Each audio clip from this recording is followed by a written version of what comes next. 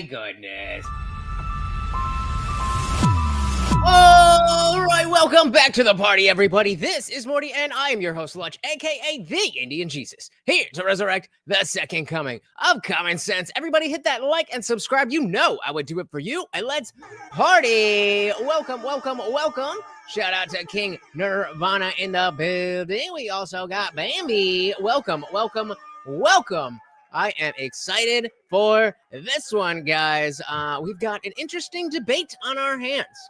You may or may not have seen that the most recent episode of the Culture War podcast with Tim Pool brought on two people to discuss the deportation of Mahmoud Khalil. So if you've not heard about this guy, I skipped a little bit of the beginning so we could dive right into what we're talking about. But basically a legal permanent, actually, I don't know if he's permanent, but a legal resident, not a citizen. This dude from Syria here going to school, doing pro-Hamas protests. Now, legal protest, but he then got arrested and is now detained for deportation. And so the question being, even though he is not here illegally, if he is, having pro-Hamas protests, is that enough to deport him? And so we will see from two different lawyers. And before that, let's shout out our boy, Garrett Grant. Welcome, welcome, welcome to the party. My goodness, with the 10 gifted memberships. Of course, every donation comes with a treat for Morty. Shout out to anybody who got a membership. Make sure you click the link at the top of the chat. It is the free link to the Discord, but if you are a member, let me know because that opens up the full thing, guys. 24/7, we're in there hanging out, having a good time, and as soon as we are done here on YouTube, we are headed over there. We don't have to worry about any censors, and you are not stuck behind your keyboard. You're actually on screen with me and everybody else. Thank you, thank you, thank you, Garrett Grant, starting us off strong as the sponsor of the stream. Very, very, very much appreciated. Let's dive right in. So we've got Pisco here. This is the Destiny Orbiter, and he is debating GoodLawgic, both of them being lawyers. As if that's still binding law today. So the point is, I recognize, even though I may disagree, that, and it's interesting, I think that Trump did not argue that it actually was a Muslim ban and seemed to assume that a Muslim ban, when he instituted a travel ban, would be unconstitutional. So I don't know how viable that precedent is. But in the Chinese exclusion cases, that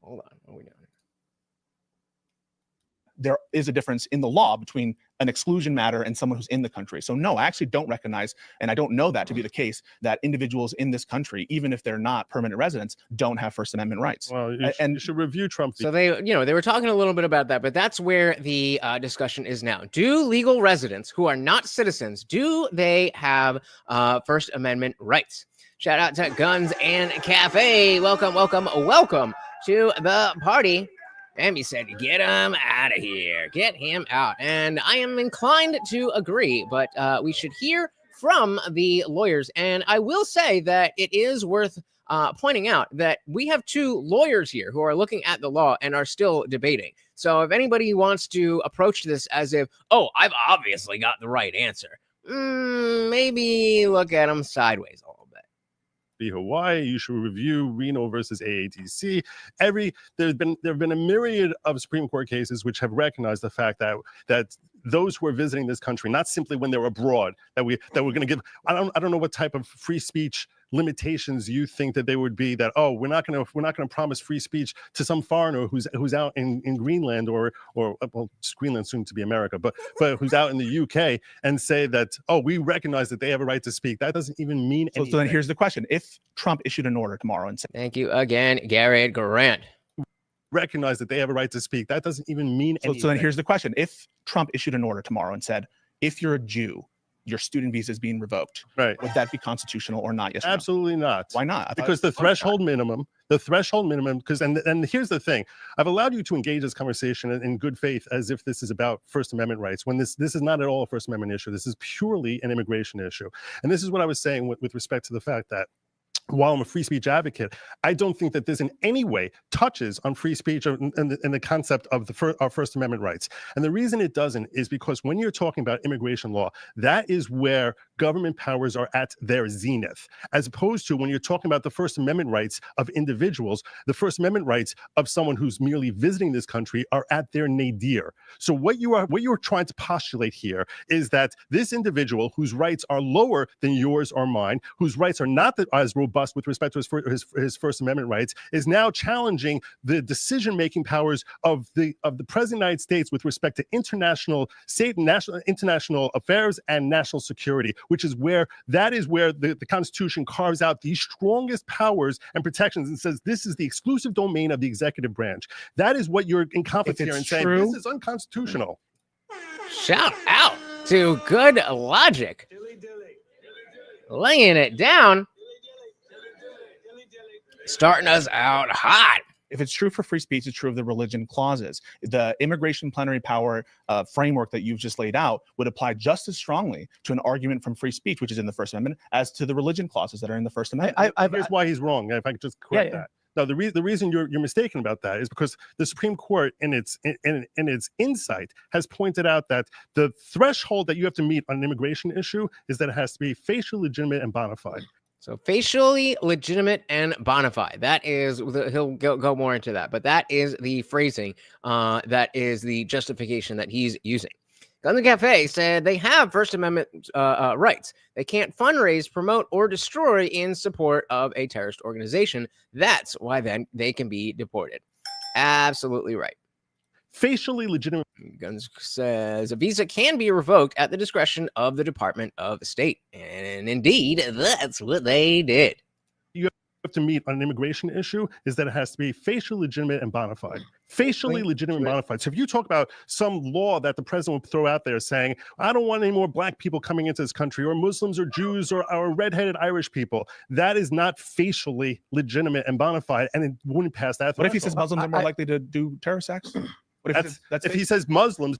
Hey, yo, just throwing that out. Like, well, Muslims. Yeah, you're supposed to be the woke one. You're supposed to be the one that's like, you know what? That's just their culture. The wrong one, but either way. So I wanted to speed this up a little bit because there's a lot that I want to get to, but both these guys do seem to talk pretty quickly. But as you guys know, as long as the super chats keep coming in, the party rages on. So that's not if he says that as Muslims, if he says terrorists, that's no, he says Muslims are more likely to commit terrorist acts, and it's facially legitimate. I want to. Me, that's not facial. I don't see how that would be, because to say that everyone who's a member of this religion, which is being practiced by over 1 billion people, is a terror threat, is not facially legitimate and bona fide. Why is it facially legitimate to say anyone who advocates in support of? Even just assume. I do not take it for granted. I just want to be clear. I don't take it as a fact that Mahmoud Khalil supports Hamas. I don't take that as a fact. Let's assume he does. Okay. Why is it facially legitimate to say that what would be, I think you would agree, free speech for citizens? I think you've agreed that that LPRs have First Amendment rights. What's the legitimate? LPR being legal permanent resident. Shout out to Jaden. Welcome, welcome, welcome. And targeting what otherwise would be clearly protected speech. Just one more. What was LPR? Lawful permanent resident. Okay. Yeah. Right. So the difference, I would definitely agree that all the actions that we know of that Mahmoud Khalil has taken, if it was taken by an American citizen, that the government would be completely out of bounds and wrong for in any way infringing on that. At the same time, well, I got to ask you, does the First Amendment pertain to illegal activities? No. Well, it defines the scope of what is and what's. I don't fully understand what he means by that question. Shout out to TV Viewerski. Welcome, welcome, welcome to the party. And he's posing in the Carhartts. That jacket is brand new. Well, I mean, hey, you're gonna go on Timcast. Look your best. Look your best. Guns and Cafe said, furthermore, a visa is a document that allows you to present yourself for inspection and admission. It does not guarantee entry. Too many things that could get you deported have been allowed for too long. Well said. Pertain to illegal activities? No. Yeah, I don't fully understand what he means. Does the First Amendment pertain to illegal activities? Like, can you talk about doing illegal activities? Like, I think, like, if I want, I theoretically could go murder somebody.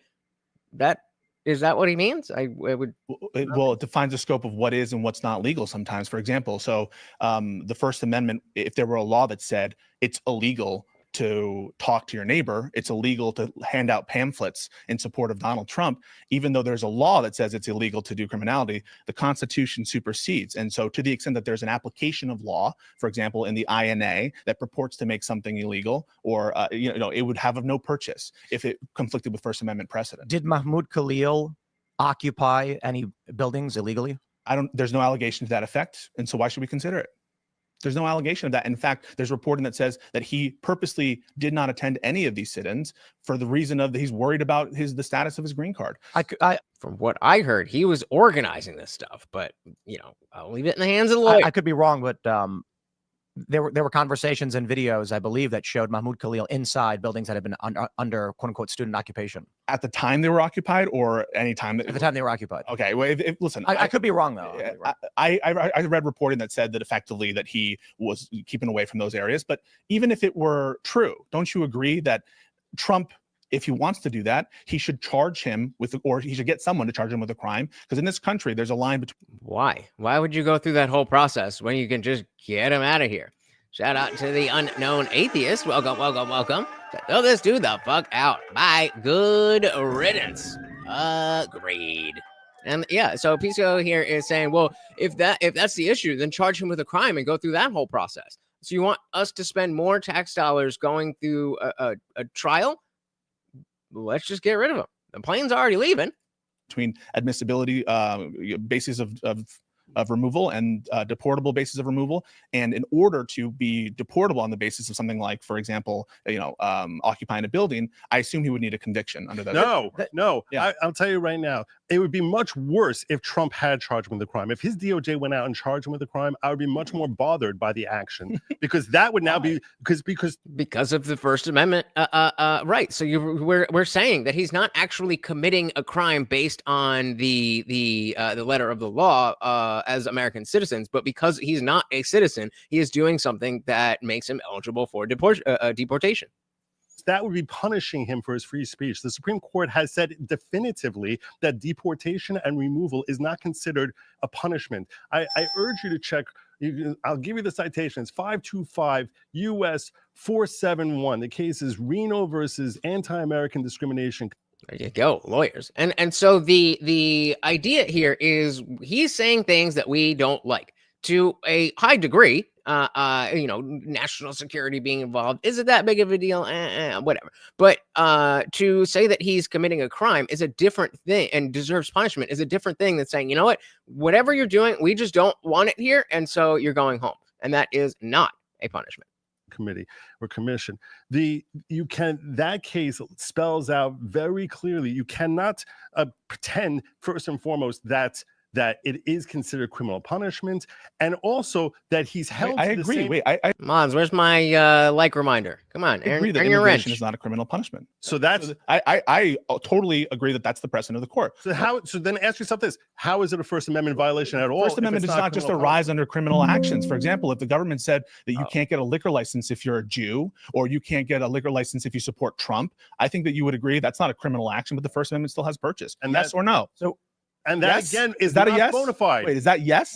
You're trying to catch me on a gotcha. No, but what I'm saying you just said it was only for criminal matters, and I just want to be clear to the audience: is it only for criminal matters? What I'm saying is that with respect to someone who's an illegal alien, we are talking about whether or not it's bona fide. It's facially He's not an illegal alien and legitimate. He's not an illegal. I'm saying is someone who's not an American citizen.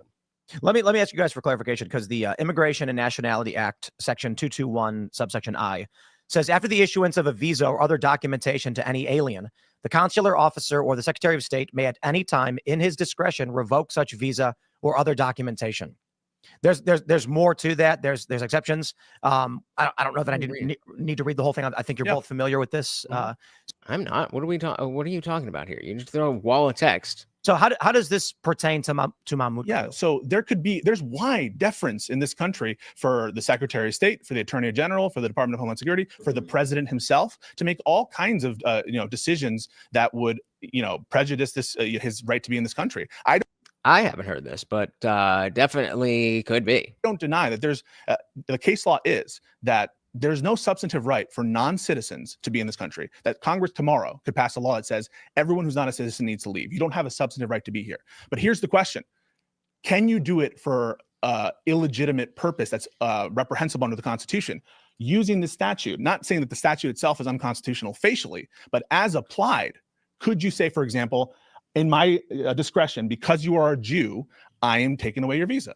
The answer is no, right? Well, would you agree? So far, wait, what's the question? Your visa, say, for example, in my discretion, because you are a Jew, I am taking away your visa. Right. That's obviously nobody's arguing that. The answer is no, right? Well, would you agree? So far, what I've gotten from what you're saying is that it sounds like the reason the Trump administration has not accused him of a crime pertaining to those protests and has simply cited national security concerns is to avoid a hearing based on the arguments you're making. Yeah, that's reprehensible, isn't it? Well, no, I mean, that's not what happened. Well, but the issue is, if it's true, would it be reprehensible to? Guys, if you are enjoying the show, please do share the video, plaster it wherever you can. It does not matter if you even think that people are going to click the link. Just by you sharing the video, it helps out so very, very much. Thank you. Welcome to Richard. Welcome, welcome, welcome.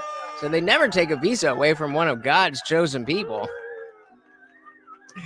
Wasn't it? Well, welcome. No, I mean, what happened. But the issue is, if it's true, would it be reprehensible to we're really doing this for the crime, but we're kind of sneaking it in? Wouldn't that be? I don't know that they're actually. There's no God. Really doing it for the crime. I'm saying, I'm sorry. If Donald Trump said we don't want people who are not citizens to try and influence our government. No. If it was a pretext, right? So if it were true that he wants to punish Mahmoud Khalil for actual criminal acts, but he's just trying to do it faster through this other method. Well, there's a lot in there. The word punish, for instance, if I don't want to ascribe anything in what I'm trying to get at is, if Donald Trump were to say we need pretext to remove this man, he's going to find himself in 1A hearings. Would he find himself an enemy of you, or would you condemn him for coming up with pretexts to remove people or to punish people? But again, just to clarify, because I want to make sure. Slow down, bro. Slow down. We got plenty of time. It's and again, this guy is a Destiny orbiter, and you can see the same type of like jittery Adderall infused, like chill. You'll get to say whatever you want to say, bro. We get the full point before we get into that. The issue appears to be that the Secretary of State has the legal right for any reason in his own discretion at any time to revoke an alien's visa under the law. But as applied, could they violate the Constitution? So I'll ask you, Tim, if he said, in my discretion, I'm going to revoke the visa because he's a Jew, you think that would be illegal? To revoke someone's visa for being a Jew? Yes, obviously. This is asked and answered. This is like the third time you've asked that question. Shout out to TV Viewerski for the $15.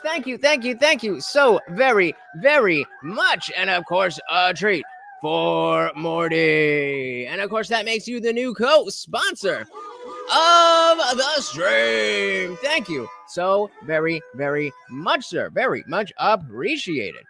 MLC9 said, full disclosure, I'm a fan of GoodLawgic, aka Joe. I've been watching him since Dep V Heard. Shout out. That's when I was just switching over to being the Indian Jesus. And that was the first thing that I covered that got some actual traction. Good times. Welcome to the party. And of course, hail Morty. Thank you so very, very much, sir. Because he's a Jew. You think that would be illegal? To revoke someone's visa for being a Jew. Correct. In the actions of discretion, would you say, for example, well, it says he can revoke it for any reason. Would you say that's legal? It's a good question. What I would say is, you can say I don't know. I do want to address it. Can he say I don't know? Thank you for giving him that information. He would never be able to determine that he could say I don't know to a question without you saying so. Real quick, because my answer is I don't know, because you have two areas. One where the law literally says for any reason, but then you run into the constitutional argument where that law can't be applied as it goes to the First Amendment. Yeah. So Tim, I don't know. But doesn't the threshold the Supreme Court laid out that for some reason you just want to toss it, you want to just disregard? I wear the same clothes on stream every day. Regard completely when you give these It's just easier. a crazy example of let's ban all Jews, let's ban all Muslims, let's ban all redheads. Is that facially legitimate and bona fide? You seem to keep just walking, like dancing right past No, that, I'm not. when Wait, that's the wait, I essence here. acknowledged. Just like a Destiny orbiter. I acknowledge that the Your Chinese. hypotheticals are a joke because of that. So They don't meet that very tiny threshold. So I want to be very clear. I started that entire conversation by saying the Chinese exclusion laws are. Nope. That's why GoodLawgic is getting frustrated. He's trying to manipulate the conversation and move it into that area. So it's like, if this happened, then it would be bad, right? Yeah. And then, so no, he hasn't said anything like that. Guns Cafe said he's bringing out the Jews in a feeble attempt to tie this issue to the Nazis. What else is new? What else is new? I started that entire conversation by saying the Chinese exclusion laws are still good law. And even though I don't necessarily agree with them, wait, you think that Chinese exclusion laws are not good law? What I'm saying is that as of today, you think it's legal today to exclude Chinese? Immigration lawyers cite that case repeatedly all the time with respect to these kind of issues with constitutionality.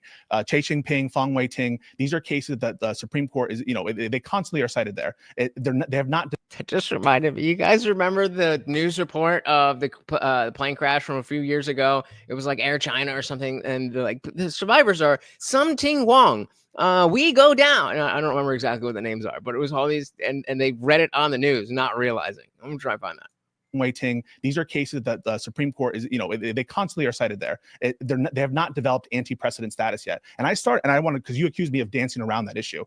I started that conversation by saying and recognizing the law, which says that by side quest. It's been a minute since we did a little side quest. Let's do a little side quest here. That he was saying that when he was talking about the Chinese airline or restriction. Coroner is still trying to determine the cause of death and whether she was already dead when the truck hit her. We have new information now also on the plane crash. KTVU has just learned the names of the 4 pilots who were on board the flight. They are Captain Something Wong, Wee Tu Lo, Ho Li Fook, and Bang Ding Ao. The NTSB has confirmed these are the names of the pilots on board Flight 214 when it crashed. We are working to determine exactly what roles each of them played during the landing on Saturday. Investigators will be... Dilly to Something Wong. Oh my goodness. We had to. Shout out to Walter Mellon. Welcome to the party. Very good to see you. We also got Unknown in the building. Welcome to the party. So they were touching on the fact that the deported guy was part of a group that advocated and participated in the destruction of the U.S. and even the Western civilization as a whole. Indeed, they do. We have only just begun, so we will definitely get there. But welcome to the party. Holy fuck, bang ding ow, we too low. All right, diving back in here. Around that issue. I started that conversation by saying and recognizing the law, which says that by the law, those cases have not been overturned. What I said was that's an exclusion decision. That's an exclusion decision that's different than when you're in the interior of the country. So I have a question for you guys. And I think I have 2 questions. The first one's extremely obvious. If a black man walked into a bakery and they said, we don't serve black people, that is illegal. That's illegal under the the civil rights framework. Right. It's private. I mean, that is a real news thing, right? I mean, I've seen it. I saw it long enough ago that I wouldn't think of it being like a skit or somebody like The Onion or Babylon Bee. But either way, it's fucking hilarious. Discrimination, different situations. Right. So in the instance where the individual walks into the store, how are you referring to Xi Jinping? And the owner says, "Sir, we reserve the right to refuse service to anybody. Please leave."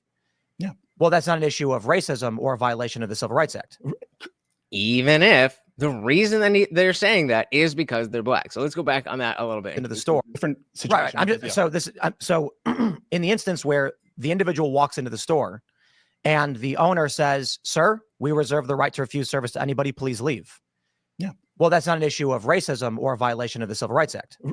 That's a great example, Tim, and I really appreciate it, because that goes to show you the extent to which, you know, the government actually has latitude in all kinds of. They could have done it through another means. They could have said, you know, we're doing it because there's bullshit about the lie, which we can get into on your green card application.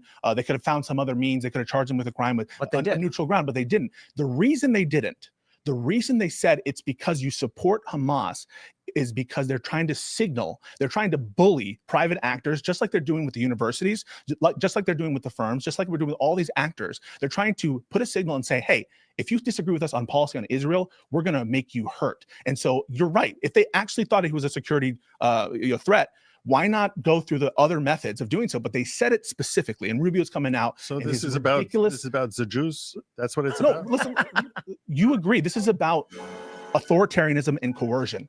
Donald Trump doesn't give a fuck about the First Amendment. Oh, how does? Oh my! Donald Trump doesn't care about the First Amendment. Okay, let's see where it's going. Oh my God. You see, this is he's suing a pollster. I'm so tired of leftists just coming to these. Yep, Richard, on point. The irony is that they're actually pushing normal people away from supporting Palestine. Absolutely right. Conclusions, as far as I can look inside his head, and I know better than anyone exactly what Trump is really thinking, even though I've seen policy after policy that is issued that has had nothing to do whatsoever with reaching the conclusions I've reached. I'm still going to come out here and tell you, I know what he's thinking. He doesn't care about the First Amendment. He doesn't care about due process. He only cares about himself. You can see one piece of evidence after another about this, and you're going to come out there and did he just say brown shirts? Come on, bro.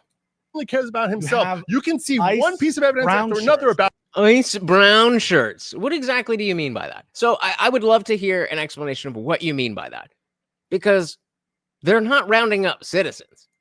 And you're going to come out there and you're going to say to yourself, oh no, I know better than you. Everyone else. Why? Because I'm sitting here on the outside. Even though I've been tilted and I've come across him every single way, I'm going to look at any way I possibly can to frame it against him. There is no other explanation.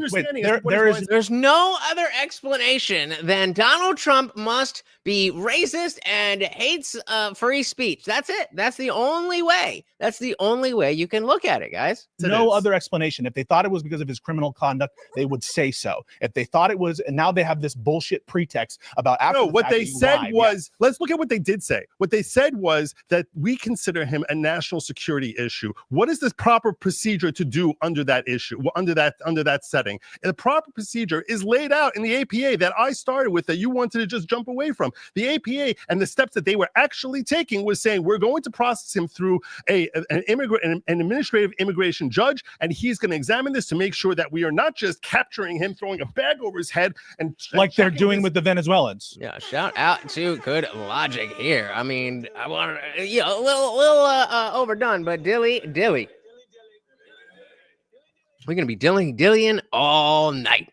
And like they're doing with the Venezuelans, yes? I don't know.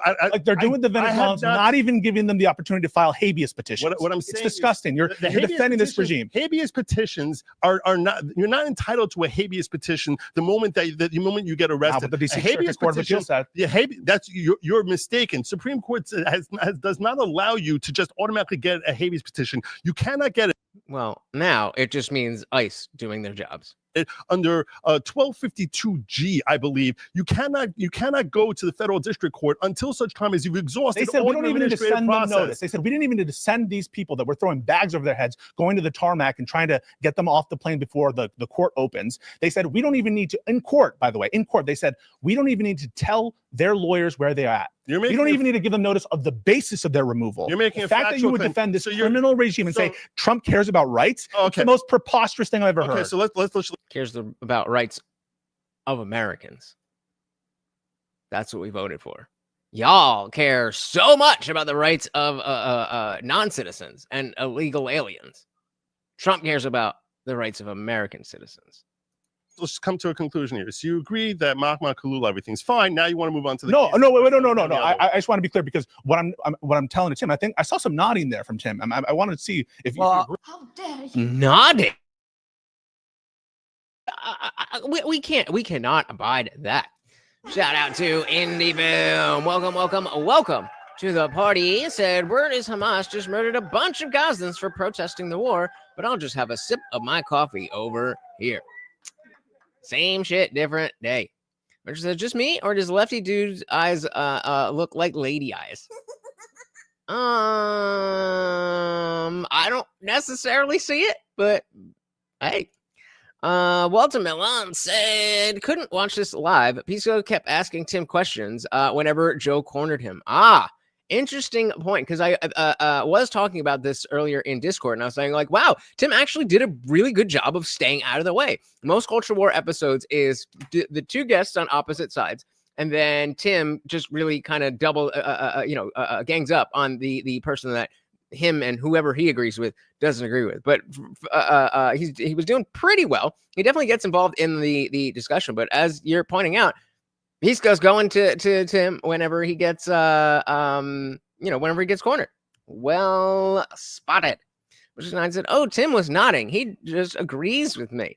No, I think he's saying no. I saw some nodding when no, actually, I think you're right. I think you're right. Let's want to be clear, because what I'm telling Tim, I think I saw some nodding there from Tim. I wanted to see if you agree. It's because you saw nodding was the Israel stuff. Well, it seems like that is what he's trying to do. He's trying to signal, absolutely, 100%. So, but I'll clarify too, because one thing that frustrates me is there are I call them the Jews people, where they think everything's the Jews all the time. I think this is purely related to American foreign policy. I think this country wants to fund its foreign military operations. Israel's a strong ally. The U.S. wants to give them money, wants to be involved, wants military there. I don't think it's the Jews. I think it's a strategic location for U.S. Middle Eastern operations. And you've got these protests that are emerging and influence spreading across universities, which are counter to American foreign policy interests, largely that I disagree with. So I do think Trump is trying to send a message. That's why Romesa, I believe her name was. Yep. Ozturk, she had her visa revoked. I believe it was presumably based on a pro-Palestinian paper that was written. Now that doesn't go to the question. So the what was the phrasing? Sending a message, and the Pisco's coming in with the position that sending a message is a bad thing. That's part of what the justice system and law enforcement has always stood to do. The legal right to do it. But I think the motivation strongly has to do with. I mean, they're posting the Studio Ghibli of them deporting people. They're posting ASMR. But I'll just real quick. I don't know, that's a little different because it's not the Israel issue. I just want to say, based, because we talked about this last night. That's a fentanyl dealer. And I understand, but the whole purpose is to send signals. I think Trump is trying to trick the left by doing that into defending one of the most. Well, I'll defend reprehensible people if it means defending our rights, right? What an amazing person. I'll defend all the horrible people because I actually want the rights that I want. We have those rights. Those people don't because they're not citizens, and they're horrible people. But I will stand with them before I stand with my fellow countrymen. One of the most. Well, I'll defend reprehensible people if it means defending our rights. Right now, yeah, I'll absolutely. But that's the point. You're not defending our rights. I am defending our rights. No, it's not our rights. Yes, it is. Unless you're here via green card or visa, you're not defending our rights. You are defending the rights that America decides to confer on people who are not citizens of her nation. I told you. What did I tell you? Didn't I tell you? Because I told you. And when did I tell you? A long time ago. And what did I say what happened when I told you? Exactly what just happened. One unknown atheist said it's the Red-Green Alliance. That's why leftist college kids are protesting. They don't give a fuck about Palestinians. This is the alliance of Muslims and communists who are using each other. Yeah, can you give us a little... give us a little synopsis.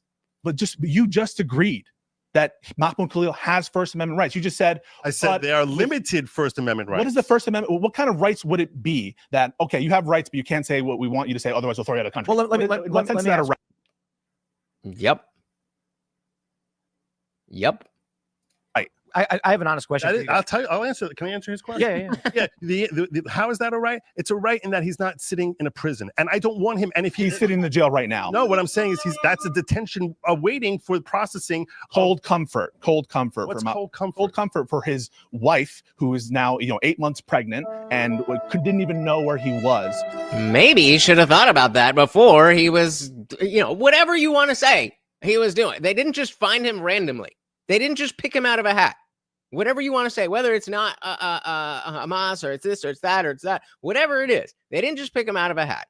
Any film said the whole sending a message seemed to work at the border, so I say give it a try everywhere else. Great. And what's the 9 said, remember, folks, until recently, Palestinians equals Hamas. I've only seen Gazans recently stand up and say no more Hamas. Finally.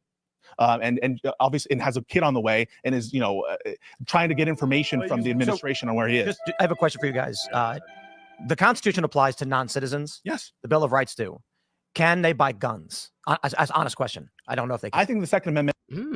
Let's put that to a poll. So our current poll is how familiar are you? Most people are somewhat familiar. I just wanted to get a a reading in case we need to go over that. But should LPRs? So we're not talking about illegal aliens. Maybe Tim is asking that, but I want to make it a little bit more simple. And legal permanent resident. So this is not a citizen. This is someone who has the papers and is here legally. Should they be allowed to own guns?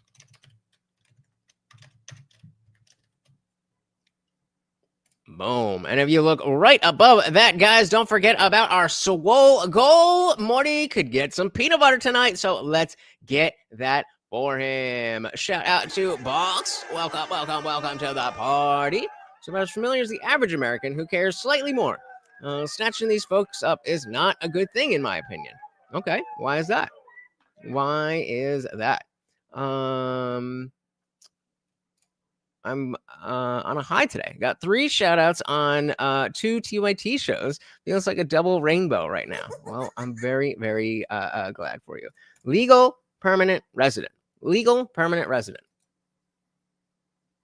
Hey, shout out to Matthew King. Welcome to the party. Legal permanent resident. On where he is. I have a question for you guys. The Constitution applies to non-citizens. Yes. The Bill of Rights do. Mod, that question is now to you for anyone who asks. Can they buy guns? As honest question. I don't know if they can. I think the Second Amendment, as interpreted by this court, I don't necessarily agree that Do it. Wait. Do it. I don't Do it. Wait. Whoa. Listen. Second Amendment. Tell me they can buy guns. Second Amendment. That's right. Load them up. The Second Amendment is based. Listen, and I don't know. It's so cringe when the left, they try to use based as like unironically. It's like, why are you saying that? You can buy guns. Second Amendment. That's right. Load them up. The Second Amendment is based. Listen, and I don't necessarily agree with the court's interpretation as applied in Heller and in the follow-on case McDonald, but that is the precedent of the Supreme Court. And it says the right of the people to keep and bear arms shall not be infringed. That's people. And the same logic that would protect non-citizens with respect to searches and seizures, which would protect them for torture, right? You agree that the government can't inflict cruel and unusual punishment to illegal immigrants. Do you agree with that? Absolutely. You agree with that? So, do you agree with that, yes or no? That they can't torture illegal? You can't torture illegal immigrants, right? I agree with that. Okay. Again, yeah. Okay. Big brain take there. As he said, honestly, I say yes. If they are here legally and jumping through the hoops, then absolutely. Fair enough. Box said, I'm super pro Second Amendment, but what? Finish your thoughts. You guys keep that's the thing you guys always do. You'll say these things and then just leave it there. But what? Talk about it. Say your shit. Stand on business. Say it with your chest. Infilm said, snatching all of these arrests seems to be pretty much out in the open. Yep. Box, this is a wildly deep take. I mean, interesting question. I don't know how deep of a take it is, but fair enough. Emerson 9 said, it's just a cringe moment anytime a lefty uses base. Because it's never the way that, like, even people on the right now, it's kind of a tongue-in-cheek thing. But they don't use it to me, whatever. It's just annoying. And Matthew goes to the Second Amendment, says, does a right of citizens to keep and bear arms. And so you also agree that they can't be subject. So let's go. Let's back for torture, right? You agree that the government can't inflict cruel and unusual punishment to illegal immigrants. Do you agree with that? Absolutely. You agree with that? So do you agree with that? Yes or no? That they can't torture illegal. They can't torture illegal immigrants, right? I agree with. Okay, and so you also agree that they can't be subject to unreasonable searches and seizures, right? Fair. That's due process. Okay, so why would they not be protected by the Second Amendment? Right. Yeah. I mean, Yes. we've bumped into this one quite a bit because, I've known for some time. Well, is it going to be so? I think it's going to be based on the language of citizens versus persons or people. Every single gun law is unconstitutional. Bingo. Yep. Unknown atheist said also Palestinian terrorists have been terrorizing the whole world for over 50 years. The 1972 Munich Olympics, in about 75, hijacked an Air France jet and kidnapped everyone to Uganda. They blew up a Pan Am jet over Scotland in the 80s. And it goes on and on. And that's why, I'm totally fine with backing Israel if they were going to handle Hamas. But they don't want that. They just want tit for tat. Buck said LPR, also known as green card holder, is a foreign national granted the right to live. Yeah, legal permanent resident. Any film said 9/11 hijackers were here on visas. They even took flight classes in Florida. Well, half of the classes, right? Bammy said no. If they're not born here, they shouldn't have exclusive protection from the constitutional rights because people can play pretend for long periods of time. Look at the Boston Marathon bombers. Okay, but so you're saying citizen? So if you become a citizen, then you don't get the full rights unless you were born here? Is that what you're saying? Or do you want to back that up to citizens?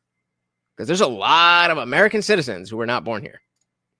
TV said, I think all people have the right to own. Fundamentally, it will be the flaw in how the Marshall Plan was implemented after World War II. Another atheist said, I don't care about Israel one way or the other, but I'm tired of Palestinians and their shit. Well, I only care about Israel in the sense that they're extracting that much wealth from us. Fox said, I respect Israel's fight against Hamas. Bibi makes it really hard to root for them, though. Bingo. Yep. We've bumped into this one quite a bit because, I've known for some time that the Constitution applies to all peoples here. And the reason that it does, and you guys correct me if I'm wrong. And he said all peoples here. Is that if the Fourth Amendment didn't, there'd be no Fourth Amendment. They'd be able to say, we just think you're not a citizen, so now we're going to raid your house. Yeah. So no. You can't raid someone's house just because You're not a citizen. Yeah. But then couldn't you just prove that you're a citizen? Because the protection is for an individual, not the interpretation of whether they're here legally or not. And so the question then comes to guns, because Second Amendment says the people. So I'm like, can illegal immigrants buy guns in this country?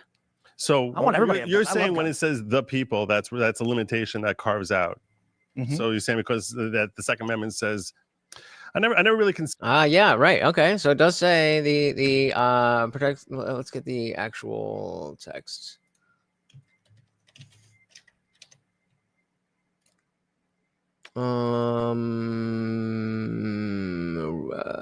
Necessary for the right of the people to keep and bear arms. So it does not say citizens. It does not say citizens. It says people. So I think that answers our question. They absolutely are indeed people.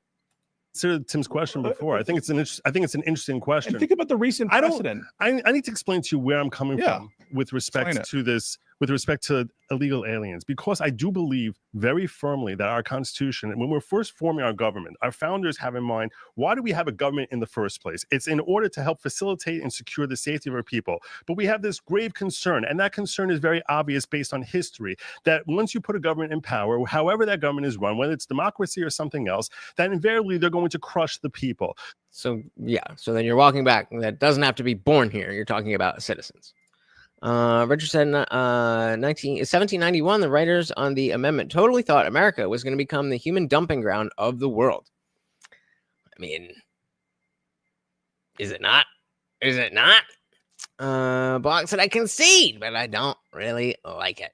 So we're going to set up not a democracy, which we're not at all a democracy. We're a constitutional republic, and that constitution will safeguard the individual from the powers that this group of individuals has given the government. And the reason we have this government here is to basically keep those citizens safe from outsiders, so we don't have sounds like a liberal justice, because what you're saying is there's a general purpose for general welfare. What I'm saying is I'm going to interpret these words however I want. Hey, shout out to Devon. Welcome to the party. Long time no see.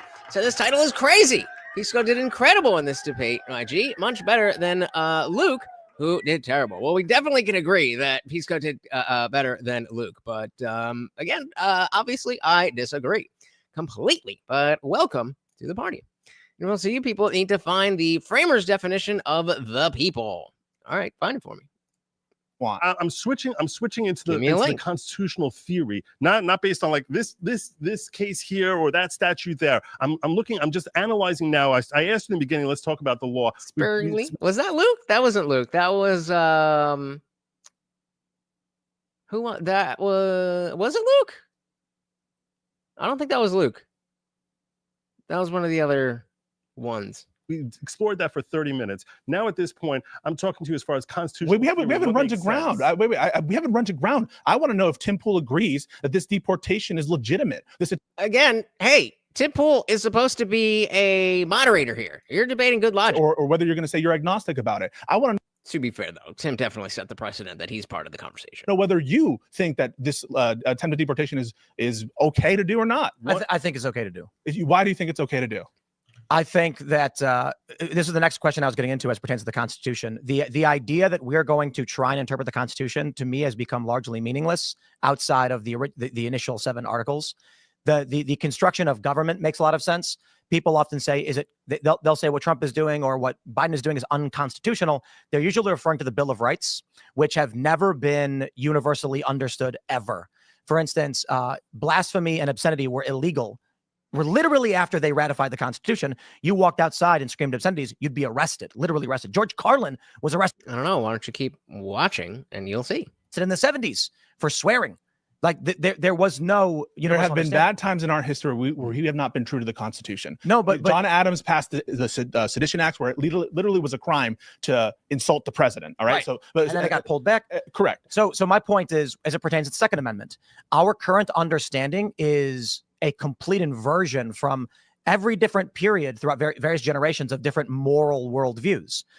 Notably with DC versus Heller and then McDonald v. Chicago is when we started to get the actual, you can actually have guns. So it was surprising to me to actually learn this in the past few years, because I didn't really pay attention to the gun stuff. But I looked at the map of the right to keep and bear arms pre-Heller didn't exist in this country despite a Second Amendment. You could have all right, but I can't give you the whole show in one sentence. So if you care enough, you could watch. If not, then I understand, but I can't give you the entire show in 5 seconds. So they kind of have gone on about the Second Amendment thing. I want to skip ahead to I don't remember. Oh fuck, I don't remember exactly where it was. It was somewhere around 54 minutes. Yeah, they go on that for a while. Let's just jump back. And should be criminally charged for it. What if that letter? Let's go back a little bit. I don't know. So you answer that question. There can be amounts to legal. No, sorry, Rico. Rico. If the lawyer fucking shot someone, you no, Rico. Okay, so let me finish my question. They go to the lawyer and say, "You're working with the fucking mobster." We're getting. All right, so let's back up to this question here. He hires a lawyer. What?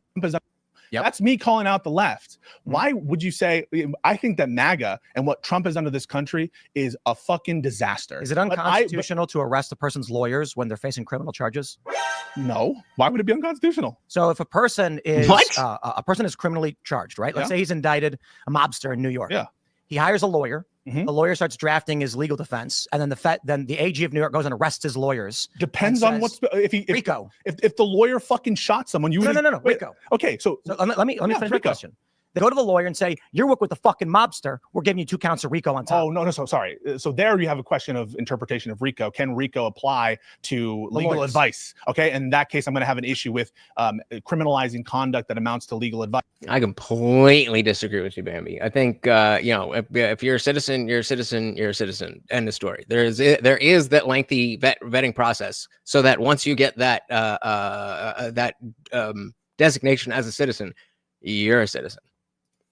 Genuine legal advice, like when they arrested Trump's lawyers. Sorry. In Georgia. So I thought you. So I just want to be clear. There can be, in the course of pretending to give legal advice, if you are in a conspiracy to do some other crime, you would agree with this, right? If a lawyer says, "I'm giving you legal advice because I actually want you to do this crime," that's not protected. This is Pisco, a lawyer that is a destiny orbiter. Correct. I don't know. So you let me- answer that question. I wasn't listening when I was just saying what I was answering you. Conspiracy to do some other crime. You would agree with this, right? If a lawyer says, I'm giving you legal advice because I actually want you to do this crime, that's not protected, correct? I don't know. So you answer that question. Well, so hold on. I asked you a question. Yeah. So I said no. Okay, so when Jenna Ellis got arrested on 2 RICO counts, She's part of a conspiracy to steal the election in 2020. you see, that's the point. You decided to interpret legal advice as a crime. No, because they're Sure did. Hang on a second. These so you're taking the view that nothing with respect A lawyer to who lawyers. drafts a letter for a client should be criminally charged for it. What if that letter says with respect to hiring a mobster to hit someone? Would you say that? A lawyer Hiring participates. Sorry, I'm not asking. Right, but doesn't that apply to anyone? What is the lawyer aspect here? If you're facilitating people doing crimes, isn't that just aiding and abetting crime? Did I mishear the question? Charged for it. What if that letter says with respect to hiring a mobster to hit someone? Would you say that? That's already illegal. What I don't understand. Yeah, but how? I'm very confused as to what part of the lawyer has to do with that. If you whatever. A lawyer hiring participates. Sorry, I'm going to ask the question again. If the lawyer drafts a letter to a mobster to get someone assassinated, would that be protected because it's a lawyer who drafted it? Just for clarification. Yes or no? I need to clarify what you mean. You're saying the letter would instruct or attempt to bring a person into Either, both. Let's do the 2 examples. You can answer both. One is it gives advice for how to get away with hiring a mobster, or it says these are instructions for hiring this particular mobster. Wait, I'm going to get an answer to this question. Wait, here's why you don't. Shout out to Picasso. I'm going to get an answer. I'll get an Oh, all right. This is why we skip the head, baby. We getting into it. No, here's why you don't deserve it. I'm going to get an answer. I'll get an answer. I don't want to speak for you. I'm just telling you, this is why, this is the disingenuousness with which you're addressing this. Because when we're talking about Mahmoud Khalil, you talk about things that he likely has done, and you say we can't bring those facts up because he's not charged by the government. So we have to pretend that those facts had not happened and say that even if he's engaged in those, well, that doesn't count because after all, he's not charged with them. He's not charged with it. We have to pretend that these things never happened. And that's when we're talking about addressing wrongs committed by someone who's associated with the left. When you're talking about Jenna Ellis, you're saying, and you're trying to theorize how her legal advice could somehow morph into being something that's illegal and would deserve for her to be charged as a conspirator and a RICO charge. You actually have to invent some crazy thing. Not that anyone. You're not following the conversation. Joe, I am following the conversation perfectly. What I'm saying is it's disingenuous. The disingenuousness comes from the fact that when it comes to analyzing the left, you refuse to deal with facts that exist as they are and says because that's not charged, we can't talk about it. When it comes to analyzing the right, however, well, he got charged with this, that, and that. You think it's totally fair to try and impugn their behavior, their conduct, and saying, well, it could be if they would have done this, and start inventing brand new hypotheticals as a way of trying to now attach some possible culpability to the actions that they took. Tim is attacking my consistency. In essence, he's saying these rights are ephemeral. These rights are kind of contingent. Your view of them are. I think you've concluded that. Well, if I were to cite Supreme Court precedent, would you say they're ephemeral? Which Supreme Court precedent? Here we have the case of Bridges versus Wexon that says that resident aliens have First Amendment rights. Sure do. How does that apply to tomato? I don't quite get what you're saying here. The INA. Well, even as against the INA, that was a case. Now it's a pre-INA case, but if it would be no different. So it's superseded. We need the Supreme Court to rule on this how it applies because it came after the fact. These particular facts and circumstances, there's no on-point case that specifically defines this case, and any lawyer worth their salt can find some way to distinguish a case and say this is on Wednesday, not Tuesday. But I want to defend because he's attacking me, saying I'm dodging things or I'm okay with one hypothetical and not the other. That is completely not true. So Tim is. Did Jenna Ellis commit a crime? Absolutely, she did. Yeah. What did she do? Yeah, so she conspired to get these false slates of electors and by being part of a conspiracy, criminal conspiracy. Whoa.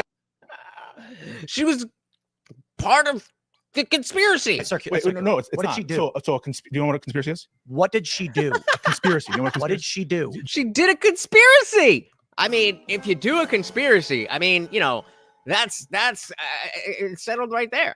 Shout out to KFT. Welcome to the party. Said citizens only. Well, I mean, let's slow down here, guys. I'm totally for a full freeze on all immigration while we deal with the debacle that we are in the midst of. But let's not say that we don't want to have a good immigration system. Immigration is good for this country. It's the way it's being done and the lack of assimilation that's the problem. So let's slow your roll, because citizens only, then you would, you never have the Indian Jesus. Richard says, too bad U.S. leaders won't out the financial sources for these groups. Yep. Yvonne said, you guys should probably look into other cases such as Andres, an asylee who was deported for tattoos that weren't gang affiliated, or the American citizens getting detained by ICE. Whole shit's mad. And yeah, there's definitely issues with having to deal with a roundup of 20 million people. I completely agree with that. But the issue is that there's 20 million people here. That's the issue. Do you know what a conspiracy is? What did she do? Do you know what a conspiracy is? Stupid. There was a criminal meeting of the minds, an agreement. To say what? Okay, so do you agree that conspiracy is a thing? You can answer the question. Yeah, so I said criminal conspiracy. Was that an answer? What did Jenna Ellis do? Is that wait, I just you are deflecting. No. So I said criminal conspiracy. Is that an answer? What did she do? No, it's not an answer. You could, even if you want to say she did, she was convicted for theft. Like, okay, what did she do? Theft. Like, okay, we understand what the word. Do you not know what theft is? That's not what's being asked. We're asking what is the actual conspiracy? What happened? And if you're going to bring it up, you should at least be able to articulate. Amy said green cards can be revoked due to abandonment of personal residence, criminal activities, fraudulent activities, and violation of immigration laws. Box, at few moments I remember clearly in my life, Columbine, 9/11, and the day RBG died. Oh, all right. I mean, hey, what speaks to you speaks to you. Making omelets, exactly, which we would not need to do if Biden and Kamala didn't tell everybody to surge the border. Shout out to Sklingle Gaming News. Welcome to the party. Nope, that's just my voice, baby. Welcome to the party. Did Jenna Ellis do? Wait, you are deflecting. No. So I said criminal conspiracy. Is that an answer? What did she do? So she had an agreement with Donald Trump and other co-conspirators to steal the 2020 election in Georgia. In the case of Georgia, what did she do? She had a criminal conspiracy. She did a theft. Circular is saying she was not. Hold on. You're saying she was charged with conspiracy because she had a conspiracy. No. I'm asking what action she took that violated the law. Yeah. So the action of the overt acts of communicating with other members. So it's against the law to revoke green card status. Is that what you're saying? Members of the conspiracy, helping them, giving them resources. That's not what she was charged with. No. She was charged with conduct related to the attempted theft of the election. And I don't, as I sit here, I don't know it was for drafting a letter. Yeah. So requesting like legal documents from the state. Requesting documents. They said was in furtherance of the conspiracy. Requesting documents to get fake slates of electors and to try to steal the election. You see, again, yes or no? This is where the debate usually stops. Why? In the 1960 election, I've had this debate 800 million times. JFK, haven't we all? Nixon, the uncertified slate was sent for JFK, even though the election had already been called. They did not resolve the case until after. That does make sense. Well, are you sure? Co-conspirators is not actually a word. I think you're wrong about that. Because if you're conspiring together, yes, you are a conspirator. But if you're talking about somebody else, you could be a defendant, and you're a defendant with someone. So you put a dash. Co-conspirator. Google said it. Co-conspirator. Google said it. It must be true. It must be true. So it's definitely a word. I get what you're saying. But it absolutely is a word. Shout out to KFT getting us started with that swole goal. Guys, let's get Morty his peanut butter. But for now, a couple treats. Thank you so very, very much. KFT said we needed to clean up Biden's mess. Deport. Yes, sir. Thank you so very, very much. And again, guys, please don't forget to check out that Swogo. I am weak and puny, and Morty deserves peanut butter. I know nobody disagrees with that. Thank you so very, very much, sir. Okay, even though the election had already been called, they did not resolve the case until after the safe harbor provisions, but they decided. Well, that's what we're debating. That's precisely what's up for debate right now. And you may say, no, it's not because of my position, but here we have two lawyers on opposite sides of it. We're going to send an uncertified slate anyway, and it was never considered fake. Now, if there was Supreme Court precedent set after the fact that uncertified slates of electors, meaning electors that were not duly elected but were submitted anyway, if they set precedent saying you cannot do this, and maybe say under U.S. immigration law, a green card can be revoked if the holder is found to have engaged in terrorism-related activities, including being a member of a terrorist organization or providing material support to terrorists, leading to potential deportation. Any film said a person who's engaged in a conspiracy is a conspirator. You can't conspire by yourself. I don't care what Google says. Okay, nobody said you could conspire by yourself. You absolutely can conspire by yourself, but we'll put that to the side. Either way, you may think it is a superfluous word, but there are many, and that is one of them. Congress passed a law saying this is expressly illegal, I'd agree with you, but they didn't. So the legal theory that emerges in the 2020 case, though I disagree, I think Trump lost. I disagree with the people who think Trump won, was they've done this in the past. Why don't we have our electors submit before the safe harbor provisions, just like they did in Hawaii? Then Pence can choose to count or otherwise depend based upon what the judges rule. Now, if Donald Trump takes issue with an election, or anybody, Joe Biden, Kamala Harris, whoever, and they say, one, we are required legally to submit any formal paperwork before the safe harbor deadline. Afterwards, we cannot. I don't see how that's a criminal action. More importantly, if Trump because no one has been charged with it before, you think it's not criminal? Because there's no codified law saying it's illegal. The government doesn't. That's how laws work. KT said there's plenty of good people who came over the border, but plenty of bad ones too. Giving them social security numbers and money while Americans are suffering is wrong. Absolutely. I don't know how you could disagree with that. You can definitely conspire by yourself. That being said, I agree also with Box that I feel that is the nuance. Conspirator feels like more than one to me too. Agreed, but co-conspirator is still a word. So I'm trying to think of a different example of something that, even if we are to say that you can't conspire by yourself, I'm trying to think of a different example of something that you could do, something you can't do by yourself. So there's other people involved, but they still would acknowledge that you did that together. So the idea of the word co-conspirator isn't to show that there's more than one. It's to show the relationship.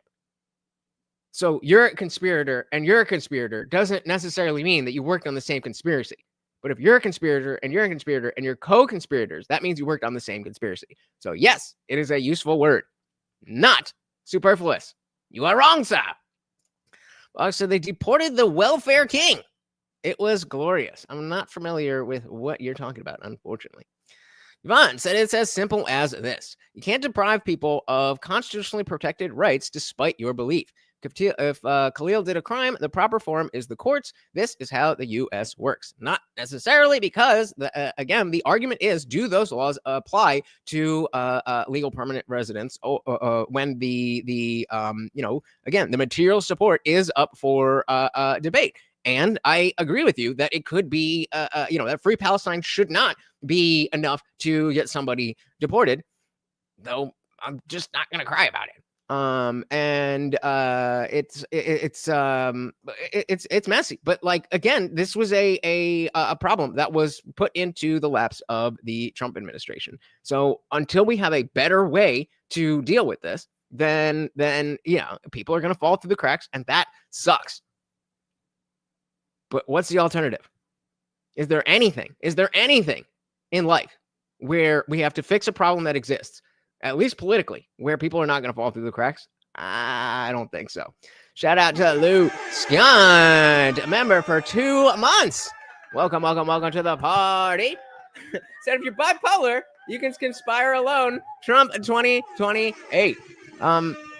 That's not quite what bipolar means. I think you mean if you have dissociative identity disorder, but either way, good one. Welcome to the party.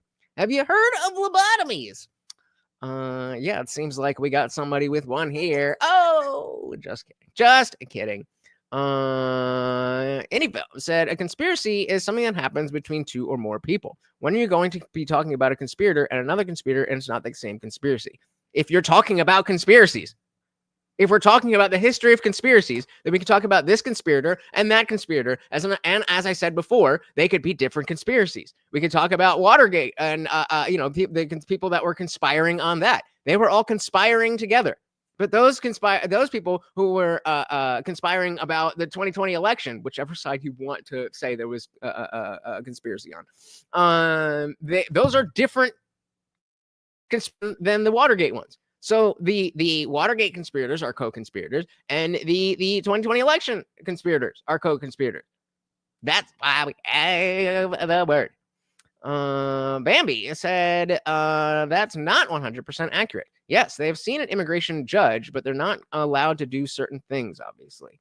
I must have missed what that is referring to. And I also missed KFT saying also, F Palestine.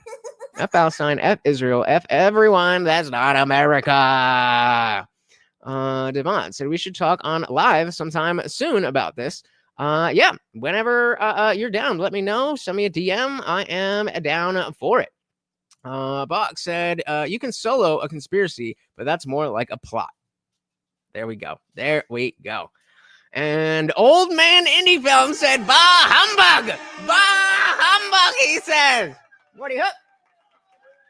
Up. There we go. Thank you so very, very much for the $5 make you holla. Guys, that is 2 out of 10, 8 more, and I'm on the floor, and Morty gets his peanut butter. Let's get it. Thank you. Let's dive right back in.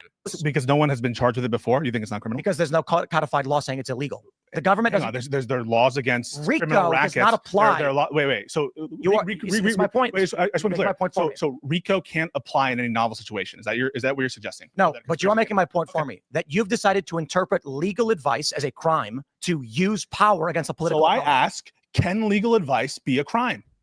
I still don't think so. I don't think so. I mean, outside of which is already a crime. That's why I'm not understanding why. So maybe the question is, maybe he's asking if something is illegal, is Tim saying that because it's legal advice that it is now okay? Is that the question that Pisco's trying to get to? Because otherwise, I don't understand what he's getting at. To use power against a political. So I ask, can legal advice be a crime? And I gave, and you objected, and you said he doesn't need to answer it. So I gave. So why then, Pisco? Don't you give an example of something that you are saying that is legal advice and is illegal? Because then that ends the debate about whether it can or not, and you win. But you want to play these games. Just say it with your fucking chest. For the love of God, this is not legal advice. So okay, give me the example, because I'm certainly. And sure, I'm not saying legal advice can't be a crime. The question I have is why he is specifically bringing this up. Because yes, again, if you give legal advice to lie under oath, that's a bad example. I don't know. Again, give me an example. I might just not be thinking of it. I might not just have my mind in the right space. But give me the example of legal advice that is illegal, that is directly relevant to being a lawyer. That's not something that's already illegal.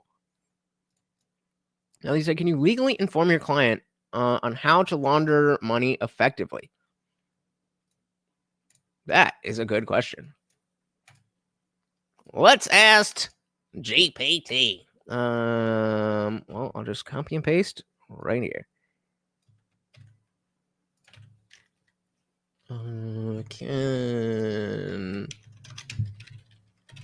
Obviously, I mean, So, lawyer can advise on how to comply with the law, such as explaining, but actively providing guidance on how to commit illegal activities would be a crime itself. That seems obvious. I would love to know where he's going. Like, if he would just make his point, make your point, because you're trying to goad them and corner them into this place. Just say it with your fucking chest. Crime. And I gave and you objected and you said he doesn't need to answer it. So so I asked you a question. Can legal advice itself be a crime? I'm not a lawyer. In some circumstances, so is the answer you don't know? Can legal advice be a crime? Let's broaden that. So, no, why don't you answer it? You can say you don't know, or do you not understand the terms? The Harris bot. What the fuck are you talking about? It can't be. So if I give you legal advice on how to, do you agree with that? By the way, what? Do you agree that legal advice can't be a crime? Cannot be a crime. Is that? Do you agree with him? If someone, I don't. When you're saying it, see, exactly. It's an oddly framed question, as if the lawyering aspect. So I think, I think that's what he's trying to get to. That Pisco is framing it as if Tim is saying that which is already illegal is totally okay if you're a lawyer giving legal advice. Where Tim is coming from the perspective of, no, giving actual legal advice can't be illegal. You know what I mean? Box, if they didn't have to, would they not just claim that it's not legal advice? What? Matthew said the lawyers on TV always say they can't hear the illegal stuff. They cannot be privy to the crime or else they're complicit. Very true. Of course a lawyer can do a crime. In this case, I do not believe a crime was committed. Well, that's a whole different question. Cannot be a crime. Is that? Do you agree with him? If someone, I don't. When you're saying advice, no, this is the problem. What the fuck, guys? Because it doesn't make sense. What your question doesn't make sense. You don't Thank you. Understand the terms? If someone comes to me and says, "Hey, this is a crime I want to commit," right? If someone calls me up and says, "Hey, this is a crime I want to commit," I cannot further assist him. It would be wrong for me to then at that point say, "This is how you can." So can legal advice? Wait, so can? But we're gonna no, because you're saying legal. You're saying legal. And so that's why it's a confusing question. Because legal can mean regarding the law, or legal can mean accepted by the law. So you're not making it clear. And I was able to tease it out because I'm pausing the video. I'm not in there in front of your face. But you're saying, is something legal? Can something legal be illegal? No, something legal cannot be illegal. If it becomes illegal, it is no longer legal, and therefore it is illegal and not legal. So what he's trying to say is, can a lawyer say something and give advice that is illegal? That's what he's trying to say. I mean, the lawyers definitely can. Example is disclaimer themselves. They are legally obligated to tell you it is not legal advice.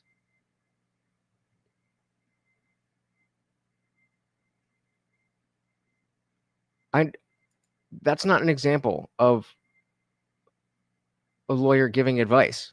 That's literally them telling you it's not legal advice, whether it is regarding the law advice or advice that is legal. Neither way is this relevant to what we're talking about. At that point, say this is how you can. So can legal advice? Wait, so can? But we're gonna get. I can tell him. Stop. We're gonna get clear answers. Get the same thing. We're gonna get clear. Legally. We're gonna get clear answers. Try clear questions. I'm answering the question. Can legal advice be a crime? Yes or no? No. So what's your answer, Joe? What I'm saying is, if you're giving it ethically, it cannot be. Okay. Assume you're giving it unethically. Can it be a crime? Yes or no? We're gonna get a conflict here. No, we're not. Yes, we are. You're playing a semantic game. No, exactly. It's not semantic at all. It certainly is. What about absolutely is. Do you mean regarding the law, or do you mean accepted by the law? It's 100% semantic. Colloquially, any person who is asked, are you legally do you have a legal right to legal advice? 100% yes. Yes. When you use the phrase legal advice, you are trying to you're playing a semantic game as to the definition you are choosing. What do you mean by legal advice then? I'll ask you. So if I go to a lawyer, advice that is legal, or advice that is regarding the law. So it depends, because the answer is yes in one of them and the answer is no in the other. Say, what do you mean by legal advice? I'm telling you. Okay. So here's an example. We want to do a Calm down, Spurgley. sweepstakes. We want to actually give our members at timcast.com once a month. We choose someone $10,000. If the lawyer then says that's illegal, you can't do that, I say, oh, okay, thank you. Now, what if they say, ooh, there's legalities which could make that illegal. Here's how you avoid breaking the law and actually make this work. That's not illegal. So I'm asking you, as a definitional term, are you willing to provide a definition in your mind for what legal advice is, yes or no? Legal advice is instruction and knowledge applied to an individual to better help them understand the law and how it applies to their circumstances. In using that definition, can legal... Okay, so then using that definition, yes, then legal advice or advice regarding the law can be illegal. advice be a crime? If it's just helping them understand, no, it cannot. Helping them with the purpose of... I'll just be clear. Using... See, you're finally, I doubt that he's actually going to be clear. But because, again, he's trying to goad out the situation where the lawyer is actively saying, you should do the illegal thing. Obviously, yes, that's illegal. But the framing of the question is very confusing. And he seems to not understand he doesn't seem to be get out of the solipsistic position of he understands what he means. Clearly, nobody else understands what he means. Shout out to Equality and Deference because vagina. Welcome, welcome, welcome. Said, liked, and shared. Thank you so very, very much. You guys know how much that helps the stream. If you have not already, please do hit that like, subscribe, share, all that good stuff. We also got Armas. I'm going to call you Armas. Welcome, welcome, welcome to the party. So Pisco is CIA, bro. Why does that not surprise me? Welcome, welcome, welcome. Box said, this is argument from authority. Tim is not an attorney. How is it? What? How is it an argument to authority? An argument to an authority would be saying, no, that's not because this guy said so. That's not what he's doing. You need a criminal. I think it was the other way around, wasn't it? Yeah, it's like you don't want a criminal attorney. You want a criminal attorney. And it was Jesse Pinkman. Come on, get it straight, motherfucker. Understand? No, it cannot. Helping them with the purpose of... I'll just be clear. Using that definition, providing legal advice for the purpose of helping someone carry out a crime. No, I didn't say that. No. He used a broader definition of legal advice. Okay, let's try again. Let me try again. Let me try again. Here we go. Here's why you're wrong. Yeah. So a guy calls his lawyer and says, hey, man, I need money and I'm trying to figure out how to get it. If I were to go to a guy and point a weapon at him and say, can I borrow $50? Is that illegal? And the lawyer's going to go, yeah, that's illegal. You can't, that's you're robbing them. You go to jail. Really? What if I just like put my hand in my pocket so it looked like I had a gun? You're still robbing them. That's illegal. Interesting. So I can't do that. No, you can't. And if you do something like that, you'll go to jail. All right. Thank you for the advice. I'm going to construct my actions now in a way that applies to the legal advice you gave me to help me carry out that crime. No, hang on. The lawyer going to jail for that? Right. So you see, Pisco, that he's not understanding that what you're referring to is the advice itself being illegal. Obviously, illegal advice is illegal. That's not the big brain take that you think it is. You're just not articulating your question properly. What if the intention of the lawyer was to further that crime and make it more likely? You're a mind reader now? No. In the criminal law, we do this all the time. So if he was smart, he would say, what if the lawyer said yes about the gun? It's called mens rea. Indeed. Men's what? I'm not sure if I've heard of this. I know Pisco's a lawyer and he knows all this stuff, but like little old me, men's rea? In the criminal law, we do this all the time. It's called mens rea. Indeed. The one of the biggest things that you have to do as a criminal lawyer is, if you're a prosecutor, is to prove mens rea. So I'll ask you, what if the purpose of the lawyer was to actually get him to commit the like robbery? Saul Goodman? Yeah. So wait, but I'm gonna get some answers from you guys one of these days. So if the purpose, You give answers every time. You're such a little bitch. You're such a little bitch. Just have the fucking conversation. He just gave you an answer. If somebody dodged the question, I answered yes. If the purpose of the advice is to further the crime, to make it happen, to have the outcome happen, that legal advice Can that It be is a no crime? longer legal advice. It is criminal advice. So It what, is Exactly. Semantics. It is no longer legal if it is illegal. I told you. What did I tell you? Didn't I tell you? Because I told you. And when did I tell you? A long time ago. And what did I say? What happened when I told you? Exactly what just happened. it is so your what you've done accomplice. is you put in your definition of legal advice. Right. As you presented a semantic argument. That's what they said to you 10 minutes ago. You're saying legal advice by definition can't be illegal. And Right. if your definition of legal advice says it can't be illegal, then I guess you're by definition correct. Let- But let me- most people's let me ask- Exactly. That's what we've been saying. definition of legal advice doesn't include, it has to be legal advice. Do people have a constitutional right to counsel? Yes, But that means they could be providing illegal activities to a defendant. they could be. Do people have a constitutional right to some illegal activities? No, well, so they have a constitutional right to legal advice, but doesn't mean that it. Yeah, you like that equality, huh? This is a semantic Wait, issue. no, I'm it's bringing not up. semantic. I'm happy to answer that question. is, They have a though. legal right to legal advice, 100%, to access and retrieve that legal advice. That doesn't mean that the advice they receive can also be a crime. There's no contradiction there. And Agree? so the Wait, challenge- do you agree there's no contradiction there? Yes. Yes, but that's not what you were asking all the time. You know, I'm going to get some answers that I want to hear from you. What's the contradiction? When we refer to legal advice, Wait, don't. Do you agree there's no contradiction that the advice they receive can also be a crime? There's no contradiction there. And Agree? so the Wait, challenge- do you agree there's no contradiction there? No. What's the contradiction? when we refer to legal advice, we are not referring to engagement in criminal activity.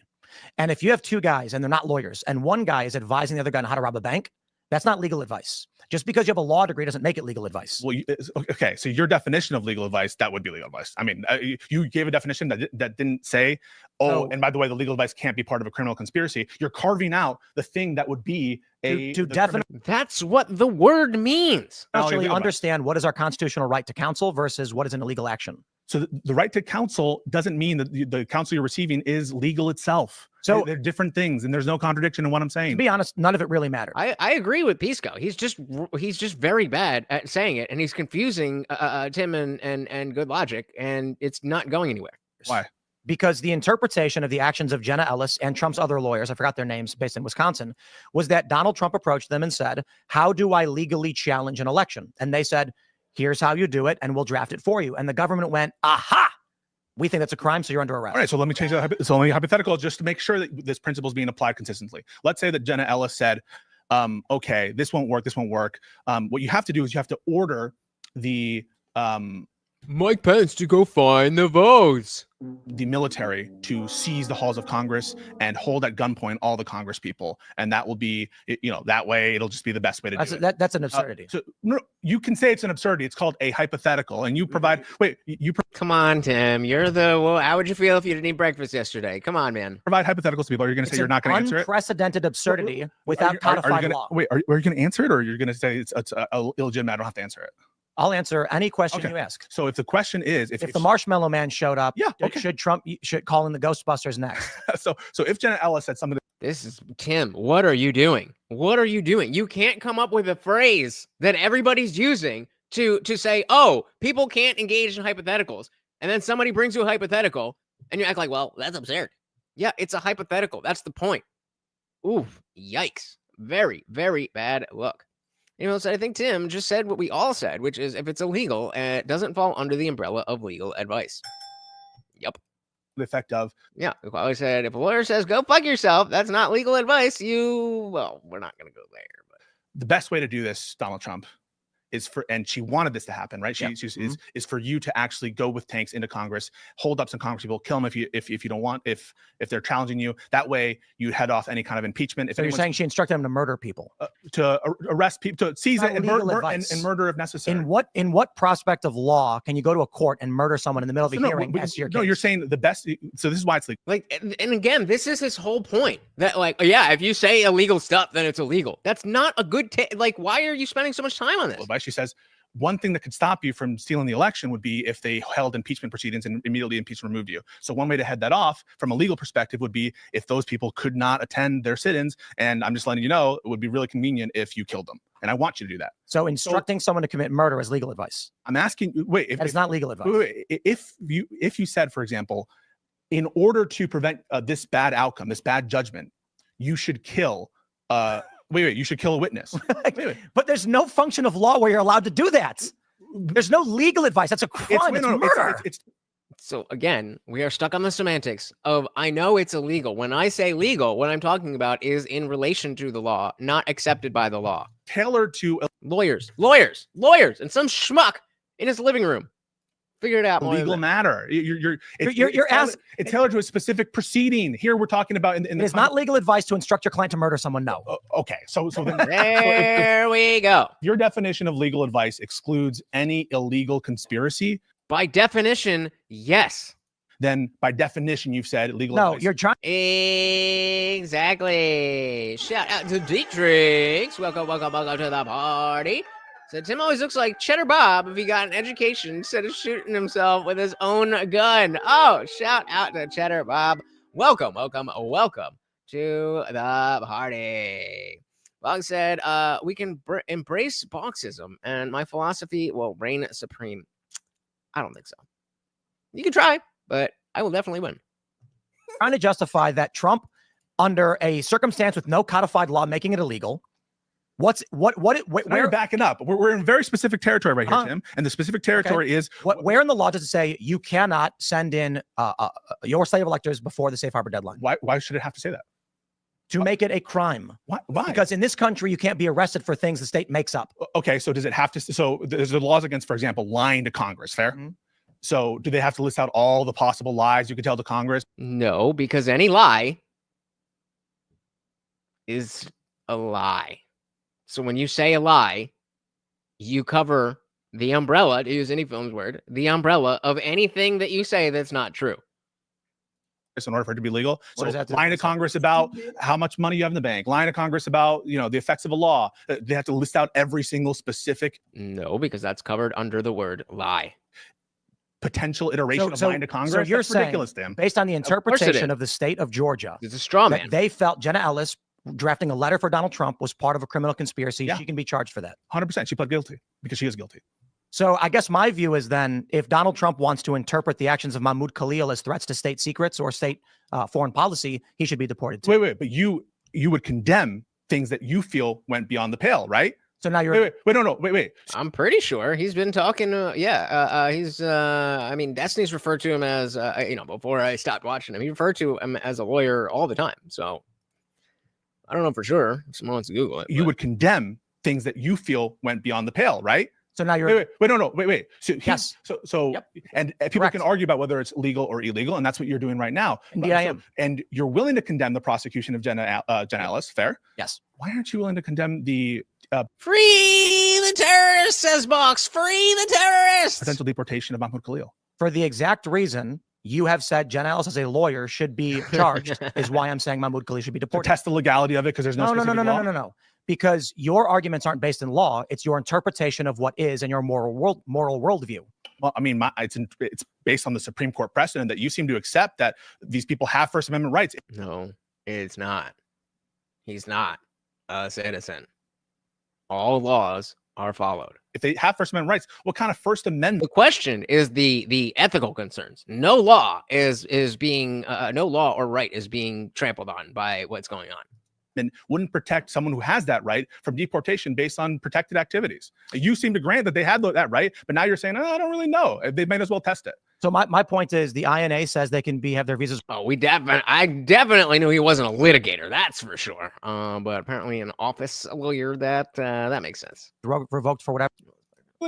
No, they might as well test it. So my point is the INA says they can have their visas revoked for whatever reason, whenever. Right? Would that include religion-based reasons? Is that a reason? Then yeah. Any reason means any reason. Just like any lie means any lie. Words have meanings, like the word legal. Shout out to Love to Eat Pus. Welcome. Oh, well, thank you so very, very much. Welcome. And you said Doesn't matter. Oh my gosh, we've been circling around this. Well, because there's an inherent you guys just know, like circling around. Because you know, if Trump said dead carcass, why? And then you guess like that we haven't answered your question. Yeah, which is very, very frustrating because we answer your question over and over and over again. Then you're like, you'll never answer this question. You keep dodging my questions.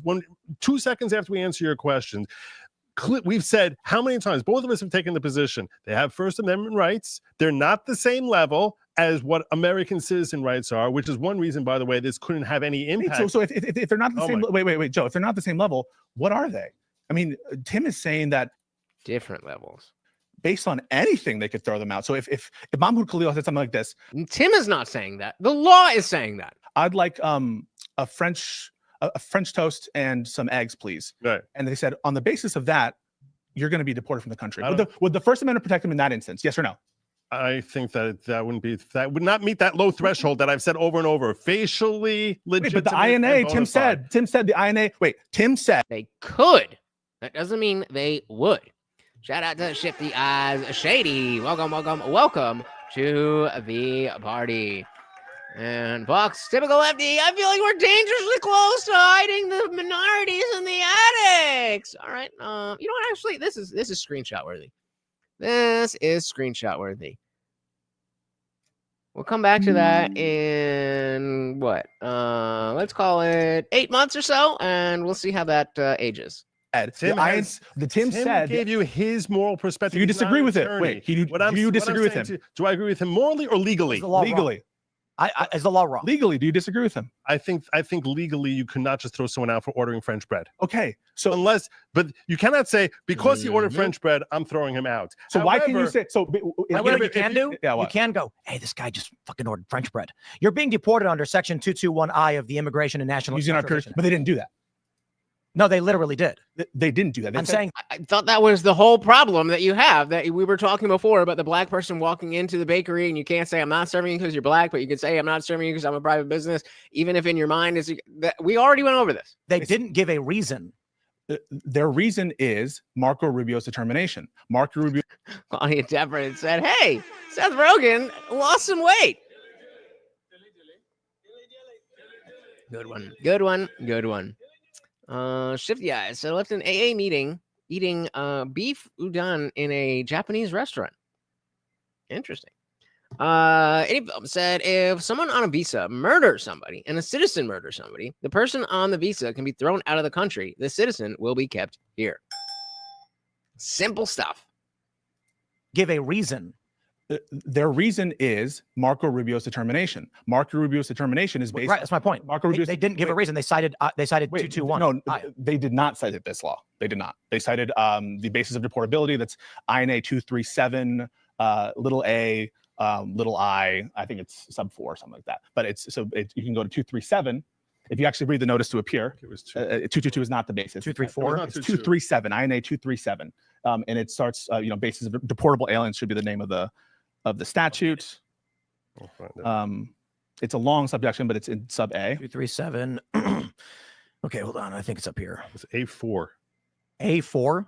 237 A4? I'm not sure if it's 237. All right, come on. What are we doing here? Now go.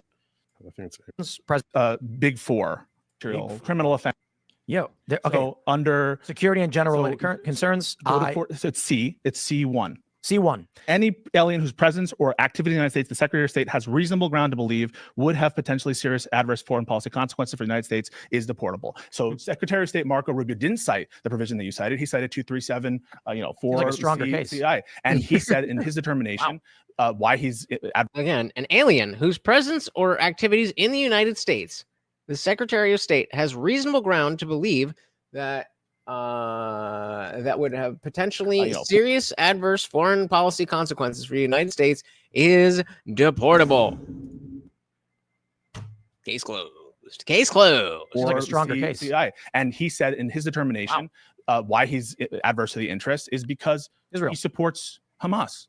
Right. And Joe seemed to accept that if you ordered French bread, it wouldn't be a basis of removability, presumably because the First Amendment protects resident aliens. Why would it be if you support French bread? It's not a basis of removability. Why would it be if you support Hamas? No, I think the bare minimum threshold. French toast and a literal terror organization. What's the difference? Pisco, the lawyer, has no fucking clue. As he said, seems pretty straightforward. If he can reasonably show he believes it, then so be it. Well, he said we should deport all the aliens and the predators too. Agreed. He has established that he's legitimately considered a national security threat. That those national security threats are not supposed to be fleshed out before the public. In fact, I think that would be stupid to believe that a policy is supposed to be fleshed out. So I have a simple question. Do you believe that support of Israel is in line with American foreign policy? It depends who gets to decide, right? I think that support for Israel probably is, yeah. 70 plus years, $250 billion. Yeah, probably. Do you believe that the protests are a threat to that American foreign policy? Yeah, I might. So then we all agree. The thing that you corrected Tim on, saying what Rubio cited, we all agree that he fits the standard. So what the fuck are we talking about? Devon, I thought Pisco, did amazing. Oh, we getting a hungry dance?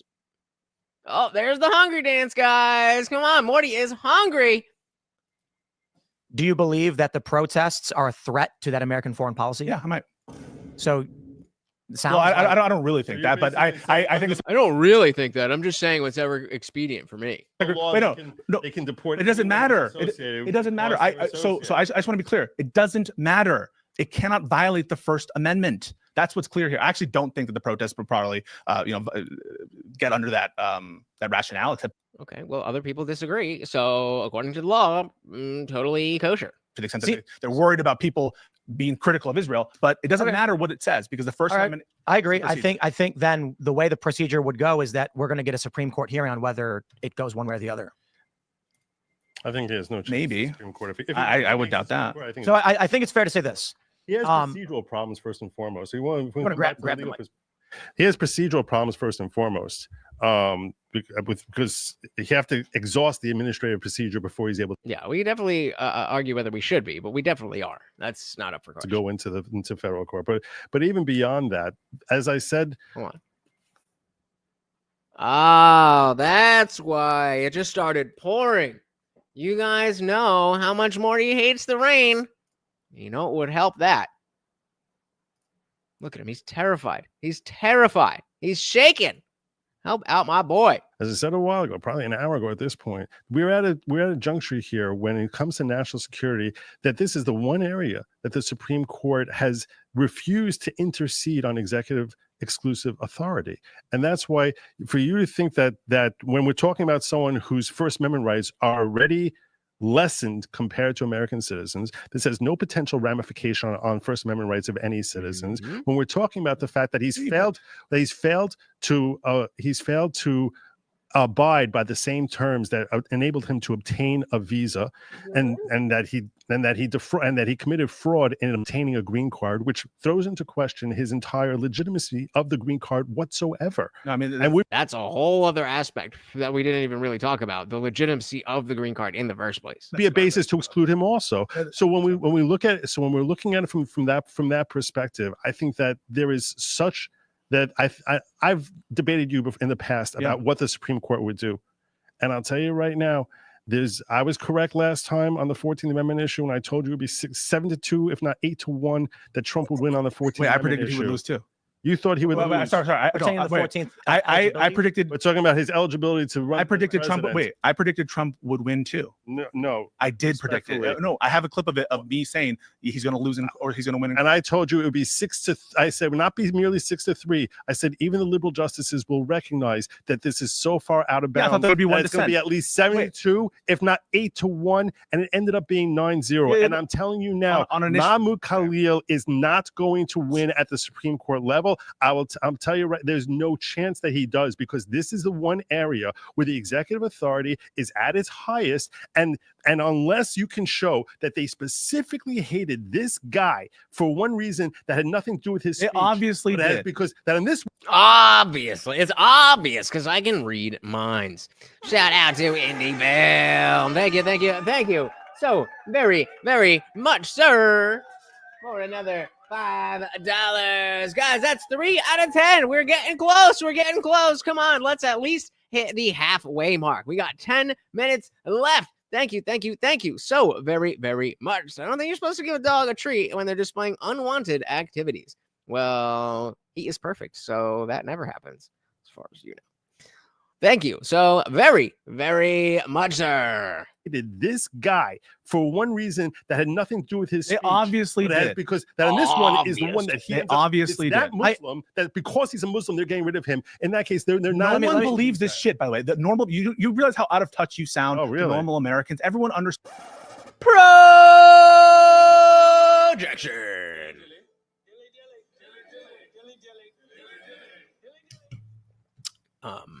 That's you, homie.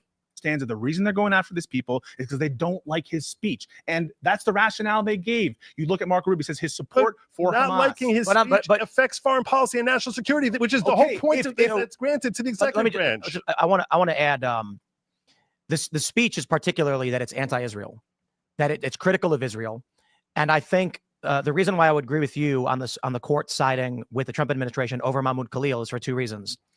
The Supreme Court tends to be deferential on issues of national security. So even if there's rights, they allow for Barack Obama to pass the indefinite detention provision, things in the Patriot Act, torture of... There's thunder. There's thunder. He's not going to like that. He's not going to like that. Of foreign nationals. Barack Obama murdered American citizens, multiple, I think, 4 or 5 individuals. So when it comes to the Thanks, Obama. Trump administration saying, we want to support Israel. This guy came to our country and he's rallying people against Israel. That's bad for foreign policy.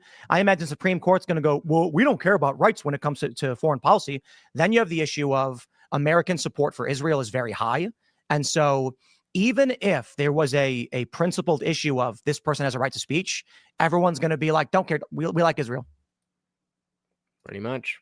I have zero doubt that Trump will deport the wrong person at some point. But this dude isn't the hill to die on. He's another St. Floyd. I like that. I mean, because the argument is there. It's just not very strong, and the opposing side is way too strong. Exactly what Tim just said. Even if there's issues, the problem is so big that people just don't care. And at a certain point, that's the only thing that we can expect from people. Millions and millions and millions of people that don't belong here. Any of them that are not supposed to be here or are subverting what we want as Americans, you're not going to get any sympathy. And you can blame that on Biden and Kamala and Obama. Principled issue of this person has a right to speech, everyone's going to be like, don't care. We like Israel. But I'm not trying to pull the nation here, Tim. I'm not trying to read tea leaves about the Supreme Court. I get it. I'm saying that the American people... I'm trying people... to push you guys. And the reason I'm trying to push you guys is because you both have platforms. Because if he was Tommy Robinson expressing racist views, if you would not be coming here 100% about his rights. 100%. 100% I would. By the way, I condemned a lot of these protests. I call them insurrections, some of them. Just to be clear about my consistency there. I generally have not seen as like a crazy person on this issue. I'm calling balls and shots, and I'm pushing you guys. Because I know if someone came up with a rationale, Johnny come lately rationale that said something like, we believe having Muslims in this country at all is a bad for our foreign policy vis-a-vis Israel. Israel wants us to have Muslims be out of this country. They want us to push them out. And so we're going to deport all these aliens because we can, and it's our foreign policy determination. Even if that is completely true, that doesn't change the fact that this guy is being legally and justifiably deported. Think that wouldn't you stand up and say that's wrong? Wouldn't you? Would you stand here and be like, well, the Supreme Court often defers to the Secretary of State's determinations about who is and who's not a threat, and well, so because the Secretary of State said the Muslims are all threats. Right, but hold on, you're combining. You're combining a moral question with a legal question. So let's just. And how did he? Did we see that? Oh, I must have skipped over that part. But at the very beginning, GoodLawgic was saying, look, we can discuss these things in 2 different contexts. We have the legal context and we have the philosophical or ethical context. And he was like, let's take one. And Pisco was like, yeah, great idea. I love that. And now, mixing the 2. Look how fucking cute he is. Can't spare $2. You're combining a moral question with a legal question. So let's just on the law. Make them distinct. On the law. So on the law, once you come and say this is clearly illegal, of course the Supreme Court should not. In a scenario that what? Give me one more time. In the scenario where the Secretary of State says it's in the foreign policy interest of the United States not to have Muslim aliens in this country. And that determination is made based on our long friendship with Israel and our long relationship with Israel, and they don't want it there, and we don't want to undermine that relationship. Do you need to write these 4 words down? Facially legitimate and bona fide. It's actually 5 words technically. Do you need to write them down? So I just want to be, because every time you keep this crazy, this extreme hypothetical of banning all Muslims, and I keep coming back to you and saying I've never taken that position. I don't know anyone. So I gave you that citation. Trump has never taken that position. That citation, that crazy, ridiculous hypothetical, and then I come back to you and I say, why are you giving me this hypothetical? That citation is from Kleindienst versus Mendel. That language comes from Kleindienst versus Mendel, as cited in Trump versus United States. 1972. Trump versus Hawaii, in the section on the Establishment Clause. So, but that had to do with an admission decision.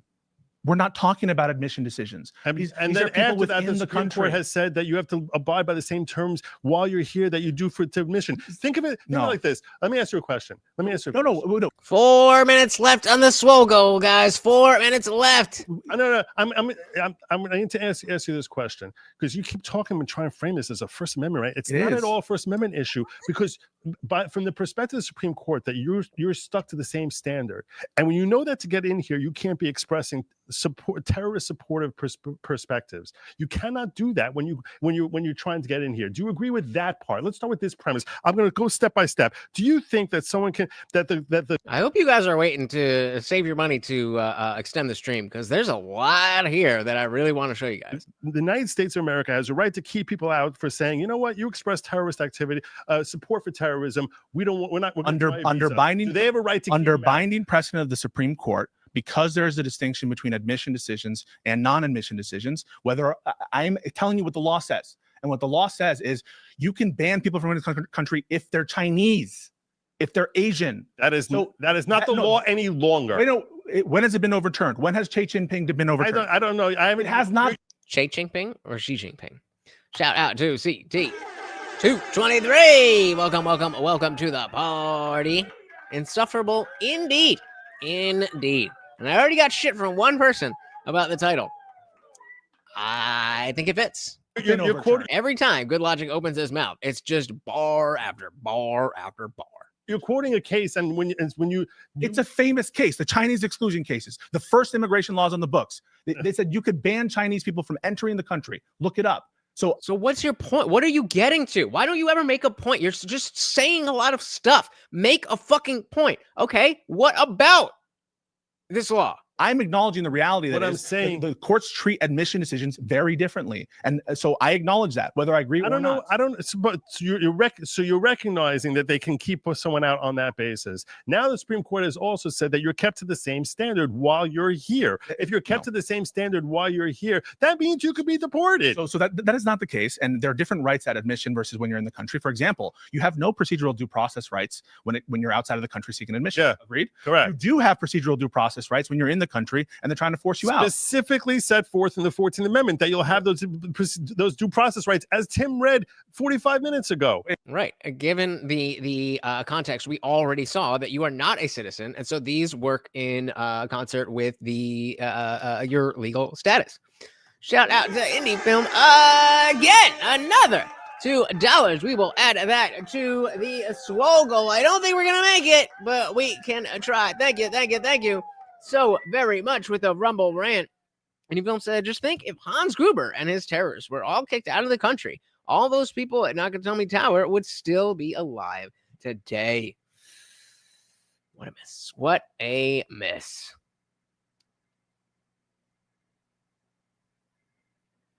Equality. What the fuck what are you asking me? Wait a second. The 14th Amendment says that states shall not deprive individuals due process. The Fifth Amendment. The point is that Congress has and through constitutional amendment even has recognized that when it comes to due process specifically, we're going to confer upon non-citizens that express protection that's much more akin. They've also said that about the First Amendment, but your version. That's not Congress. That's not Congress saying that. But that's the court interpreting it. The courts have said the same thing about the First Amendment. So right. what kind of first? Wait. No, stop. What kind of First Amendment would protect the speech of someone saying, I want French bread. And you said they can't deport them based on that. You said that. You said those words. What kind of First Amendment? You said those words. Yep. Not arguing that I said that.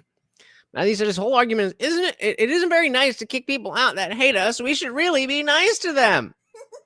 Pretty much. I'm not embarrassed. I know. It. So what kind of First Amendment, where at its maximum it's protecting political speech, would protect that kind of speech, but not core political speech? What are you talking about? I'll tell you what First Amendment is that? You want Yeah, from a moral perspective? No, from a legal perspective. From a legal perspective, I'm walking you through it. How can you ever can a person contract away their rights to free speech? Yes. Can they? Wait. Their fundamental right to free speech? Let's say a person is. I forgot about our poll.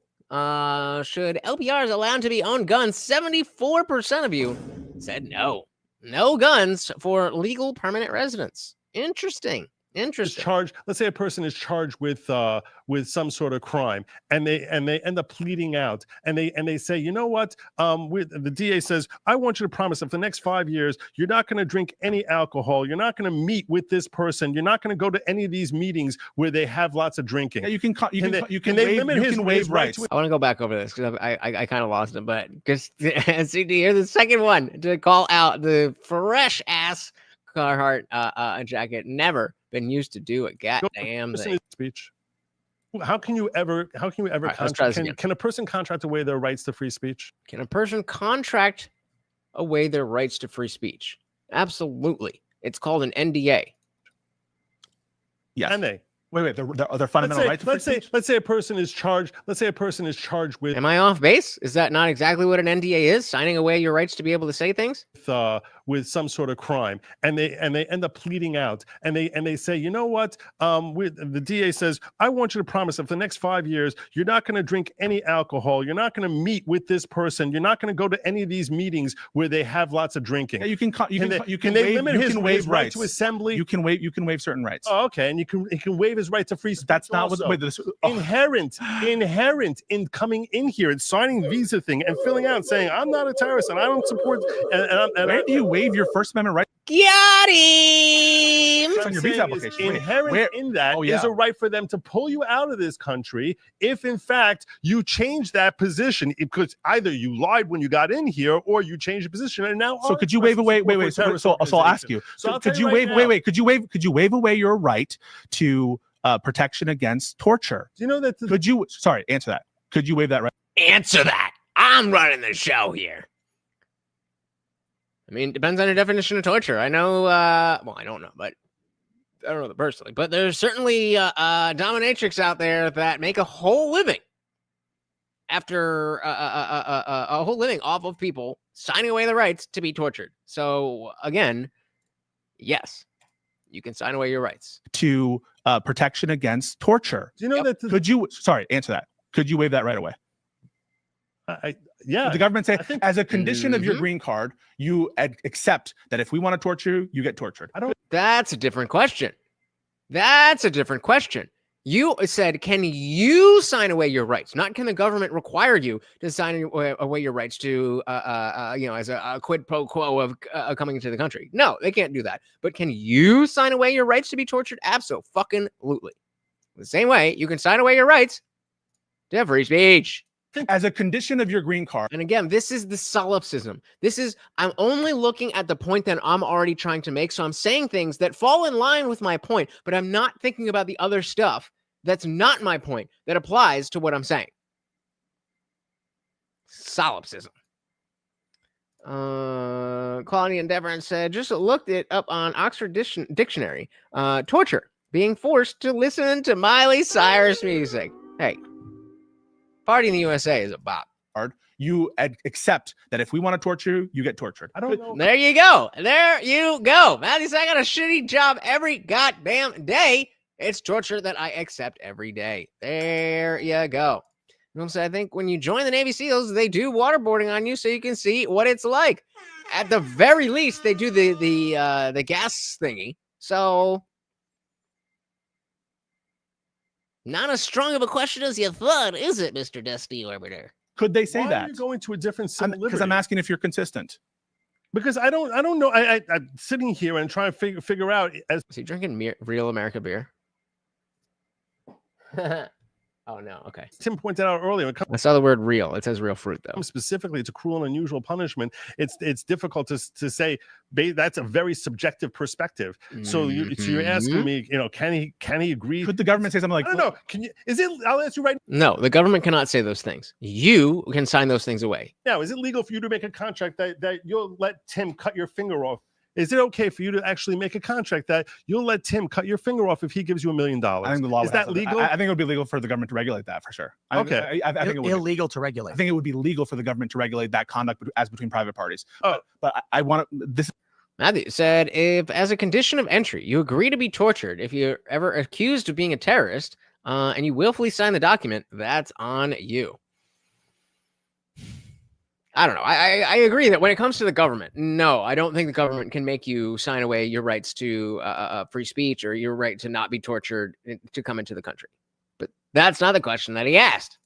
is different, right? We're talking about the government as a condition of your now we are, because you said the government, but before you didn't bring that up. green card, saying you sign away all due process.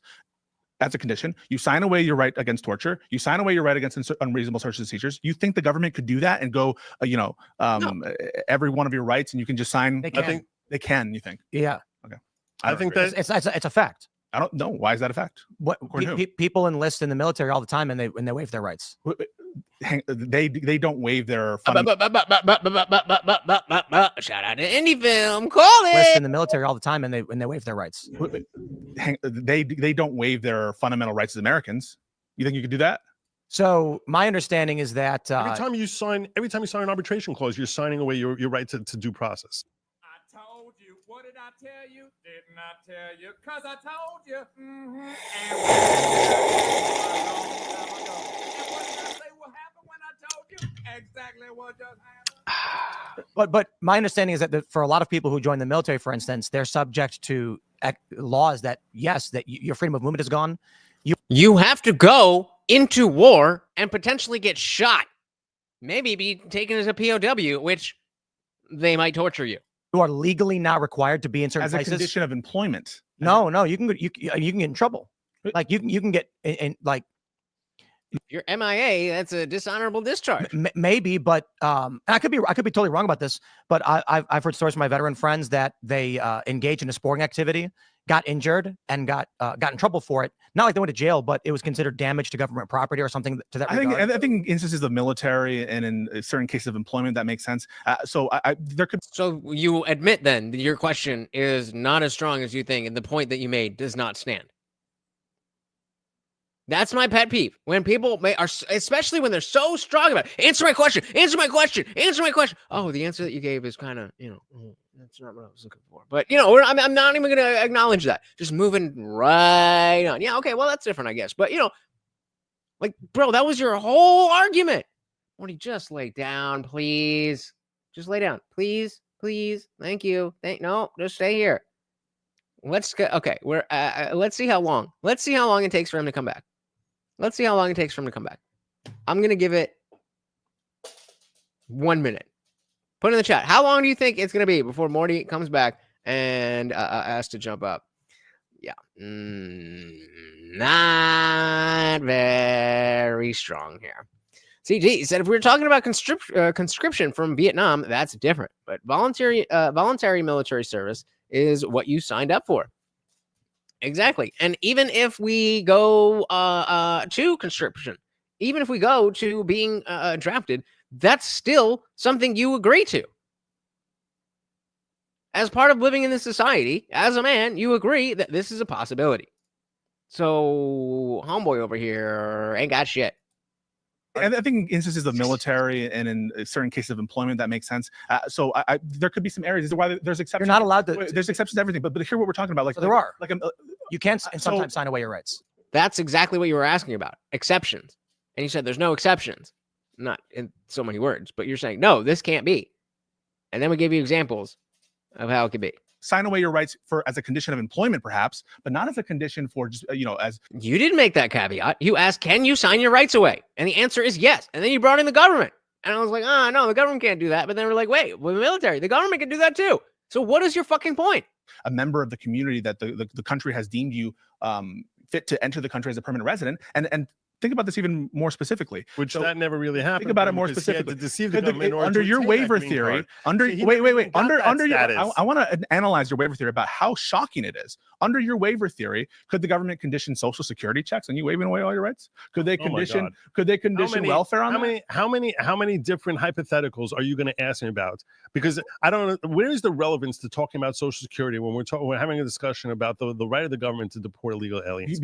And that's the other side of these hypothetical questions that, like, yes, hypothetical questions are extremely useful in terms of testing principles across different situations. But if you're not driving that towards a point, then what are you doing? And that right is so ephemeral, right? That right, you said that that people have First Amendment rights, that resident aliens have First Amendment rights, but that right is so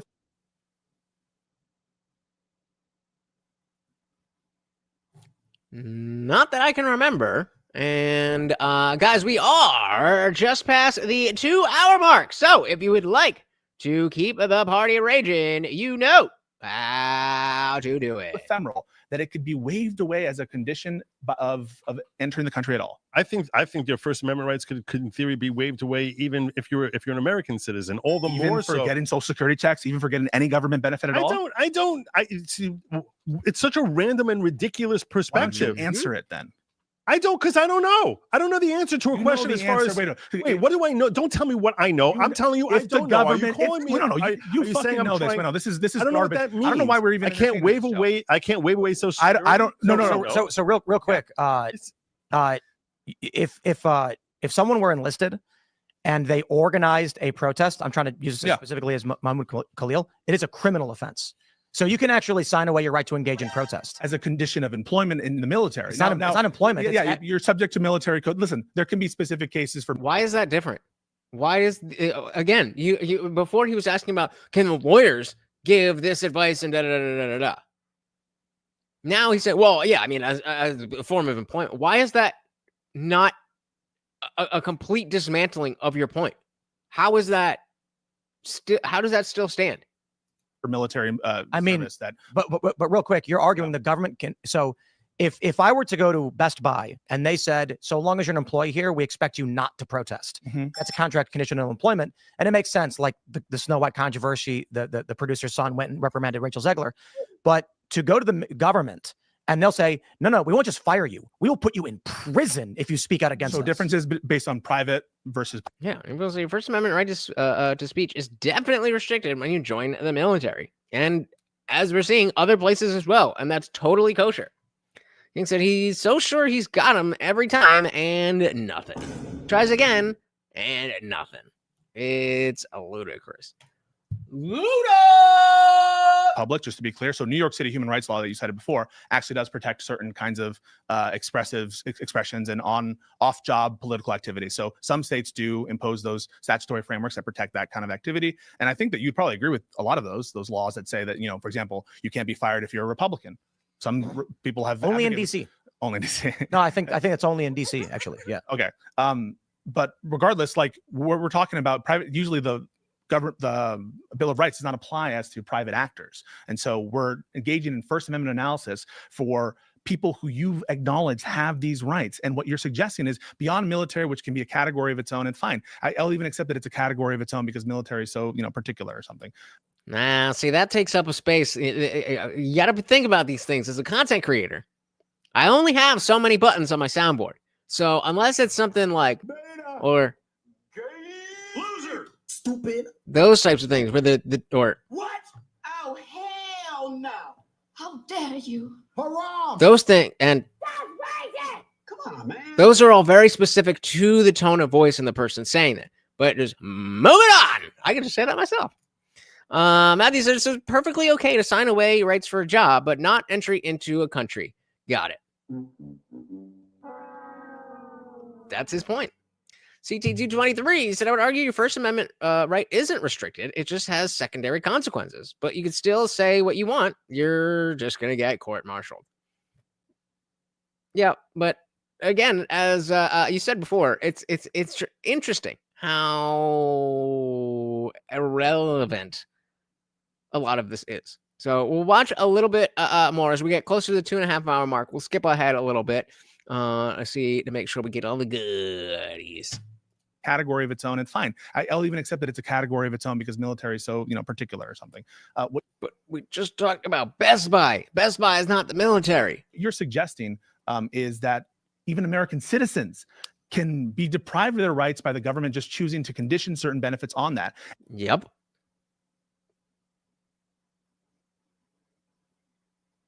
They can do that. And that is what I mean when I say these are our rights. When you accept certain frameworks such as his of this wide. Wait, no, I want to finish my statement. When you accept this framework of wide-reaching waiver, or when you say rights don't really matter that much because they're just going to be interpreted. No principles, just positions. Last year, it was freedom of speech is not freedom from consequences. Now, free speech, oh my God, that's the only thing that matters. Oh my God, no, don't support the terrorists. Don't support the terrorists, please. Are signing away your own rights, not just those of immigrants. I'm not at all. That's that's a real slippery slope that I'm talking about, the rights that attach to a foreign national or a foreign visitor or someone holding a green card to American citizen. When over and over again, I'm sorry, I didn't mean to cut you off. No, go finish. He's like, let him cook. When you're trying to engage in fear porn of trying to say if we limit his rights, which the Supreme Court has already limited his rights, and saying he doesn't have the same level of rights, and that's somehow some threat to American democracy or constitutional rights, or your First Amendment rights are going to be taken away, that is utter hogwash, and it is. I just think it's also silly. Literally nobody cares about anyone's constitutional rights. If I want to go buy a gun, I have to waive my right against self-incrimination. The government has a requirement unto me that I waive my right. And poor Hunter Biden actually faced criminal charges because he did not want to self-incriminate as an illegal drug user, which he has no obligation to do. And I actually... Justice for Hunter! Justice for Hunter!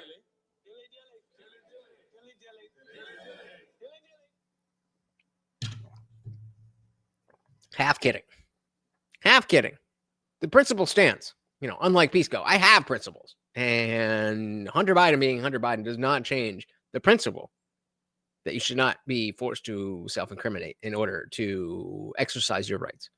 Said, I hope he wins. I hope he challenges to the Supreme Court. Do not pardon him. I want him to go to the Supreme Court and say, the government has no right to... Well, those pardons might not be so legit, so we might see it. We might see it. Justice for Hunter! The condition of my right to keep and bear arms to self-incriminate. Violation of the Fifth Amendment to enforce it, so that I can enjoy my second. Instead, they always do this. The courts say, or the government says, let's not let that one get to precedent because then it'll actually screw over the abuses that we have. But tell me, where is anyone ever to point out the conditions set upon all the time on all of the Bill of Rights from left and right? It's literally everybody just arguing one thing. Might makes right. That's all they're arguing. I don't. Yep.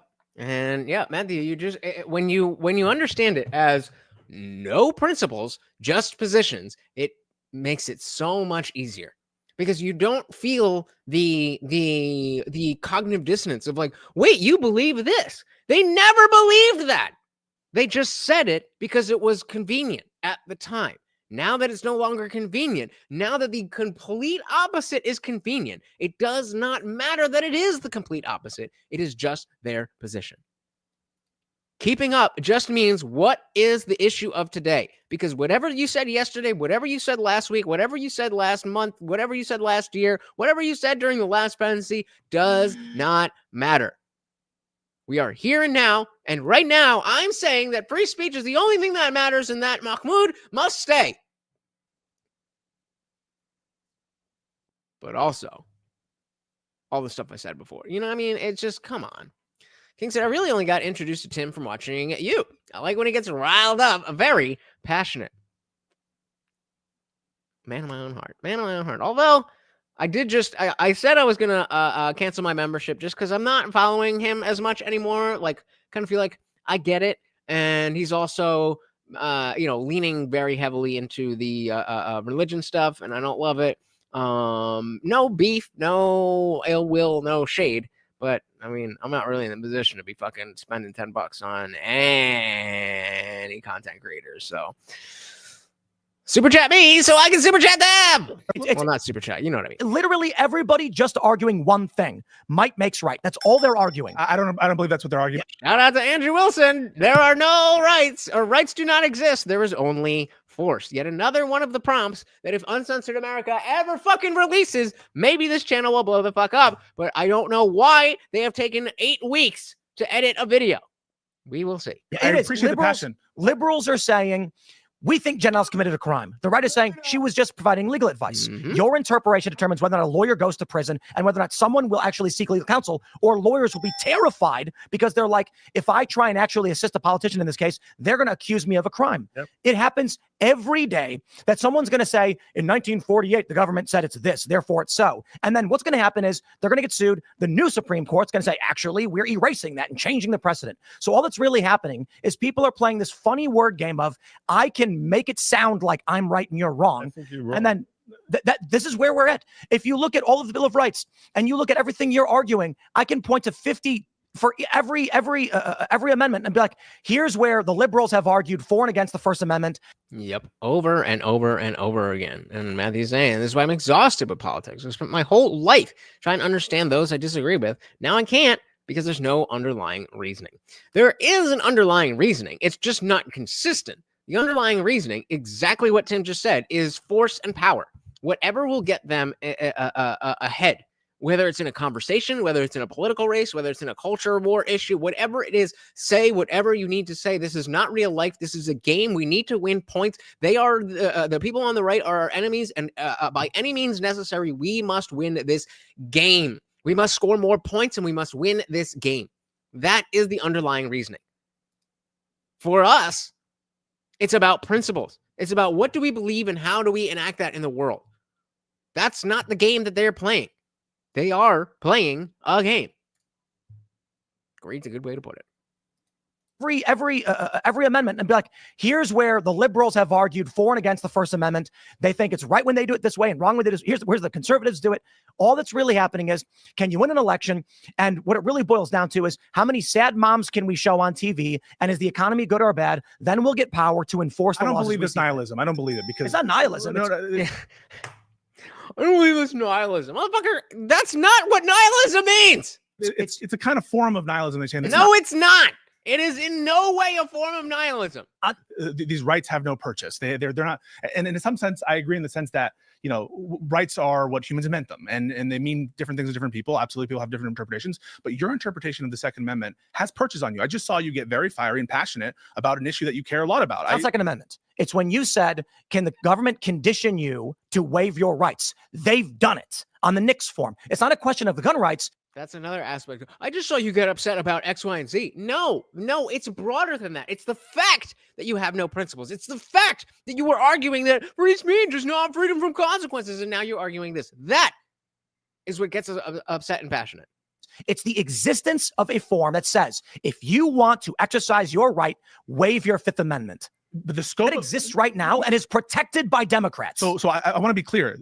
The scope of a right is always going to be subject to interpretation. You're right about that. And the First Amendment has never been thought of to be this thing, anything anyone ever says. So for example, incitement is not protected. Child pornography is not protected. Obscenity is not protected. These are well-known exceptions to First Amendment. And what's your point? You're just saying things. What is the point? We all know these things. As you just articulated, you know this. So why are you saying it? Say the thing we don't know. I said, I'm the biggest 2A absolutionist you've ever met, but I can at least understand the gun grabbers. I believe they're uneducated on firearms and completely wrong, but I understand. So I am very ignorant to this world. I've only just in the past few years realized why 2A was so fucking important. So when you say gun grabbers, is this reference to people that want to ban guns? What is a gun grabber? Doctrines, for example, obscenity is not protected. It's still not protected. Now protected. No, it's not. Obscenity is a category of unprotected speech. Now, well. So the issue is now we're dealing with obscenity as like a blue law, in that no one's enforcing against it. Now, yes and no. A lot of people aren't enforcing against obscenity, but also obscenity itself is dependent. Have you seen any city in June? Yeah, obscenity laws are like, super serious that we really need to worry about. And on certain artistic value and national standard. It's very. Let me. This is actually another good. That's what I heard. And I don't, take it with a grain of salt. It's just what I heard. But I heard that he was an organizer of a lot of the events. Pisco here is trying to say that he wasn't even involved. But apparently, according to Tim, there are, I think, pictures or videos of him in a building when there was an occupation. But yeah, seems about right. Because again, they didn't just pick him out of nowhere. There's plenty of people that they can pick from that wouldn't be, they have such theoretically bad optics. But what I mean? Does anybody wants to regulate or remove firearms from the population? Gotcha. Shout out to Dylan Soup. Welcome to the party. Very good to see you. Good point of the question of rights. There are a lot of laws on the books we never enforce anymore. True. Famously, there was this story about skydiving on Sunday was illegal for women in Florida. And they say it's not true, but there are a lot of laws like this. There's a book called Funny Old Laws.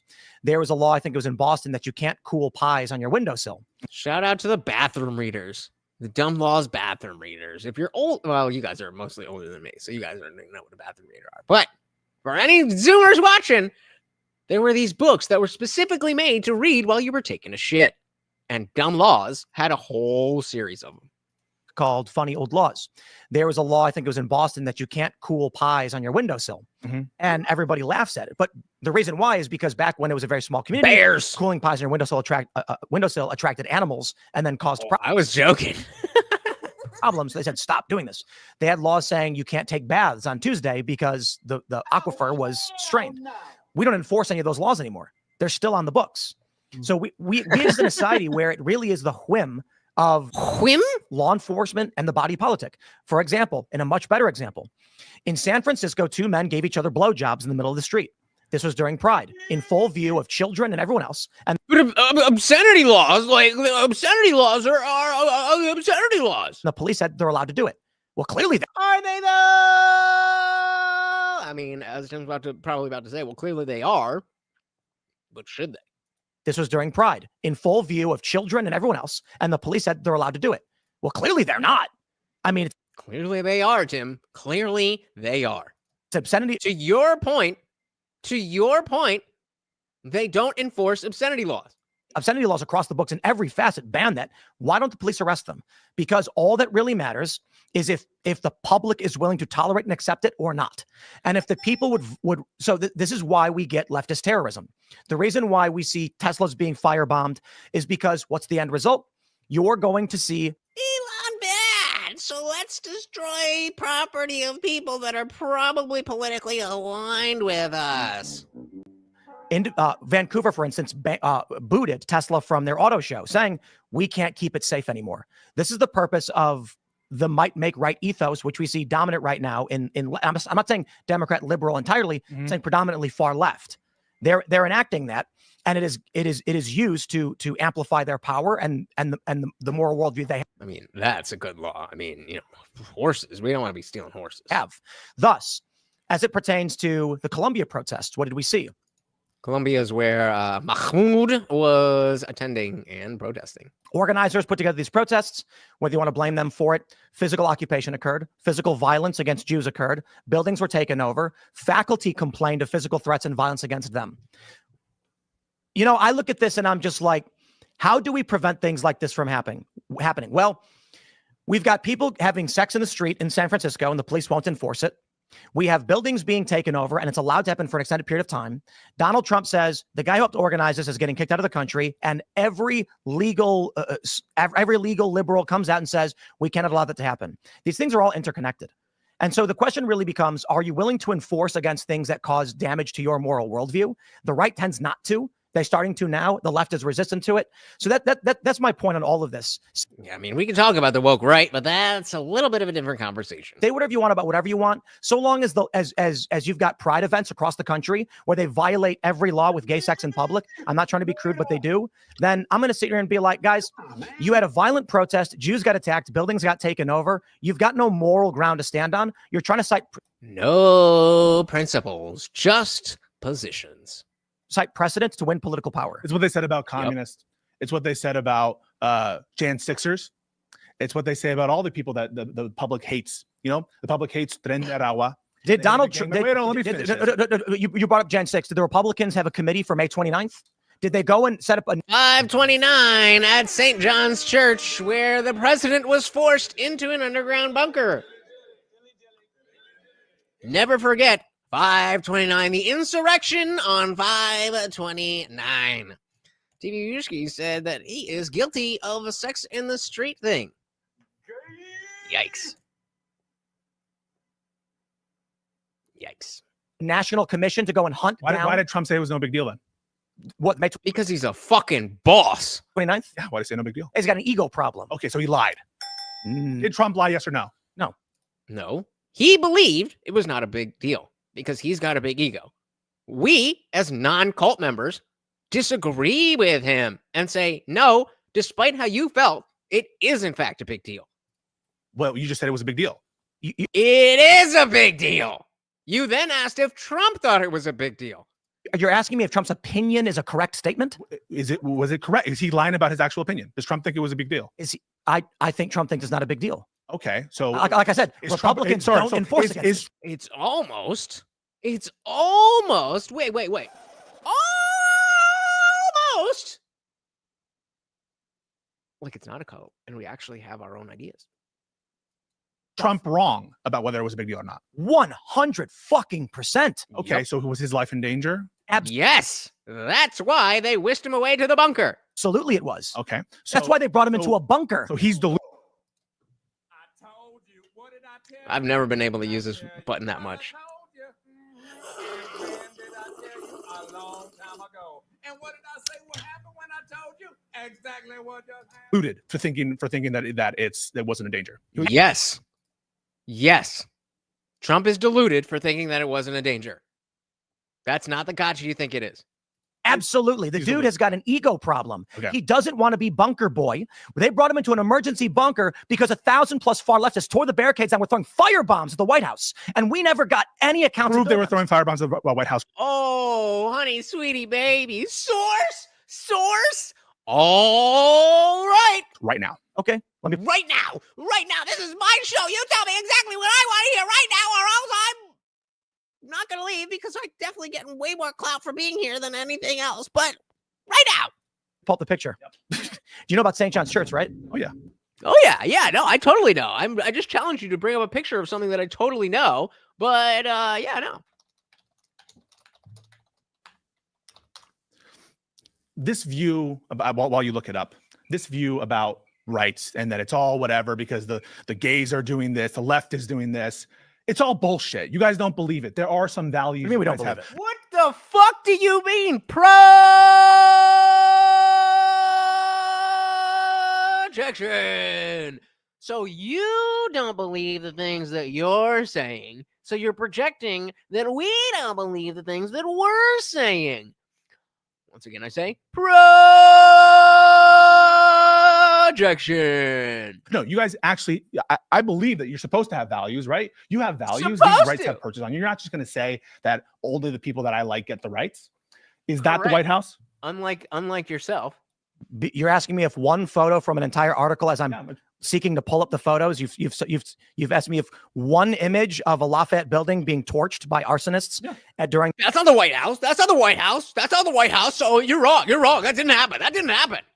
Shout out to Master General. Welcome to the party. Thank you so very, very much for the 10 gifted memberships. Of course, a treat for Morty. Shout out to Artie, D-Man, William, Bert, Insight, Tony, Amberly, Frosty, Dead Juice, and Patrick B. Guys, you are now disciples. Welcome to the membership. Make sure you click that link at the top of the chat to join the free Discord, and then let me know that you got that gifted membership so you can get access to the entire thing, including the after party we are headed to as soon as this is done.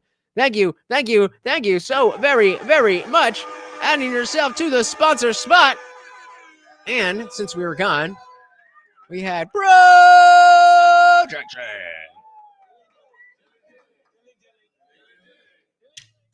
Dilly, welcome. Always a pleasure to see you. You've asked me if one image of a Lafayette building being torched by arsonists during the you made a specific claim, didn't you? Would you like me to pull up the photo of the guard post on the White House grounds being set on fire? Listen, those are videos that purport to be a guard station, but you said that they were. So co-part, or you just bring it up right now. We bring it up. Well, actually, we can't actually trust that. We can't actually trust that, bro. They were throwing Molotov cocktails at the White House. You did say that, right? Yep. The White House includes the grounds and the guard posts. Oh, so torching this would include throwing it at the White House, right? Does that make it better for you? Does that somehow make it better for you? What? Would torching this building in Lafayette Square, the Lafayette Square maintenance building? Yeah. So would torching this building? I'm specifically referring to them throwing a firebomb at the White House grounds. Here you go. So they weren't throwing at the White House building or fence. Fair? No. What do you? But that's you said that they were throwing firebombs. Stop playing semantic games.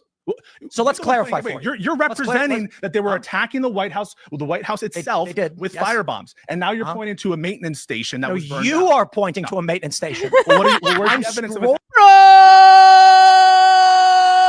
Projection.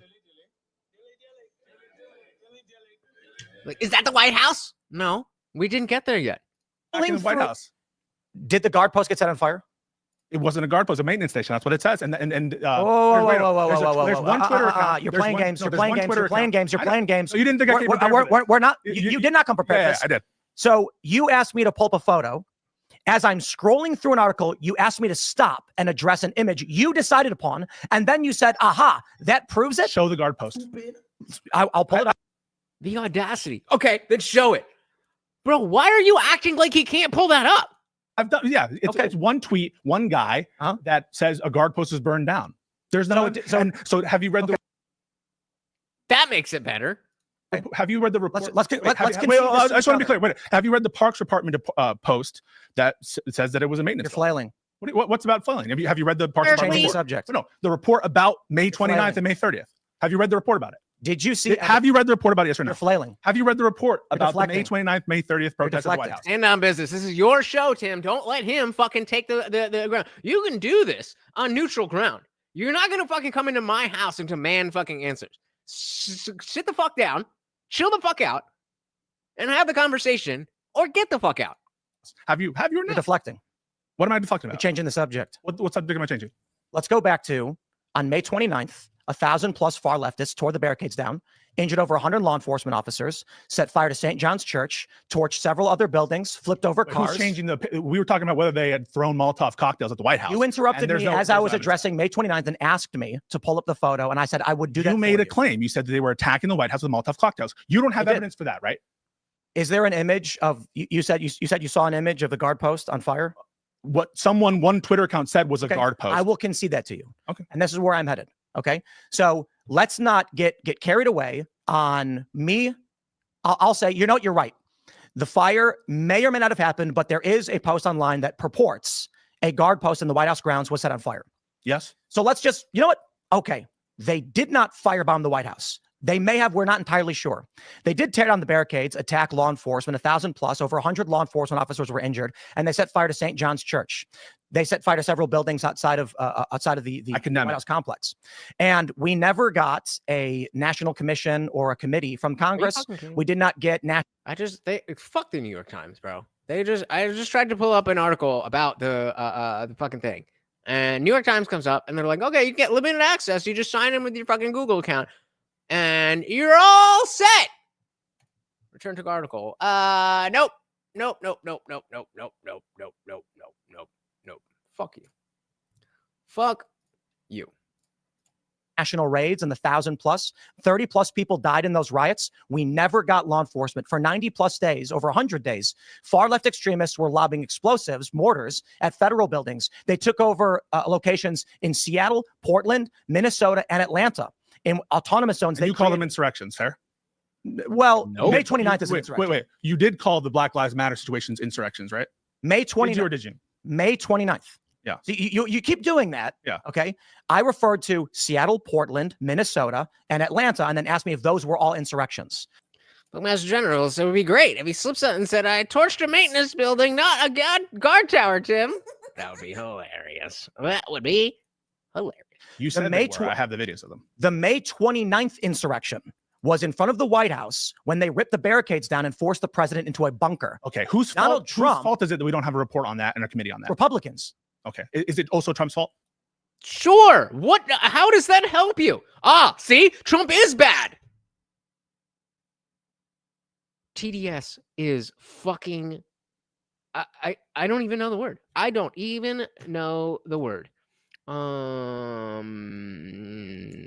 going to be a little bit vulnerable with you guys. And I don't really know how to use archive.com or net or whatever it is. He has the tapes. What tapes? What are we talking about? Send me links in Discord. Yes. Okay, and also to be clear, since you said this was an insurrection, you agree Jan 6 was an insurrection, fair? No. Why not? Jan 6 is an insurrection insofar as May 29th is yes. Okay, do you think May 29th was an insurrection? No. What's your definition of insurrection?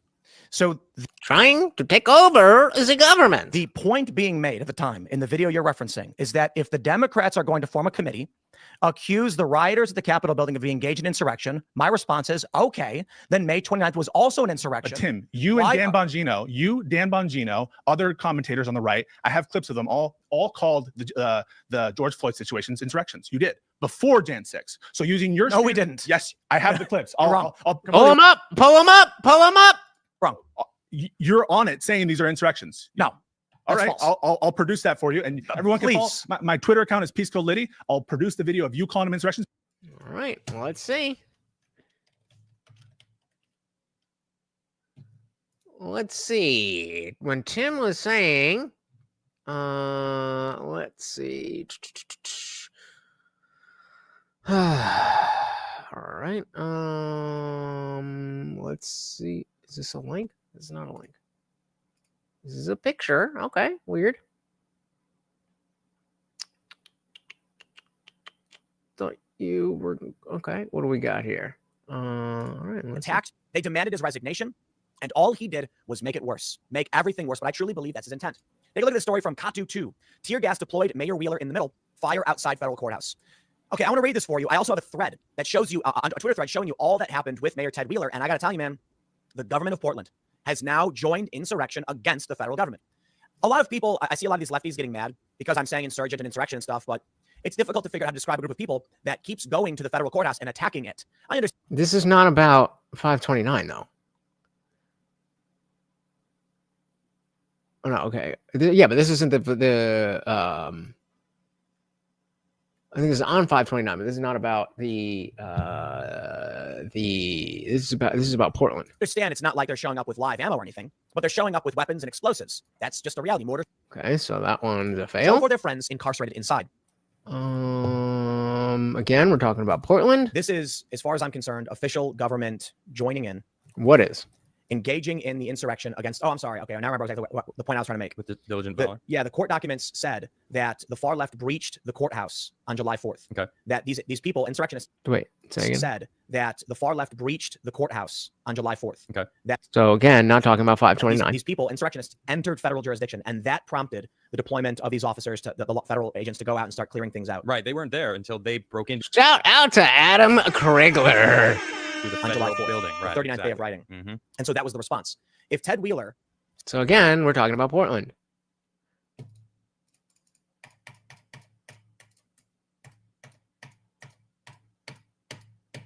I don't know if we can hear that, but that's me clicking on what is not a video.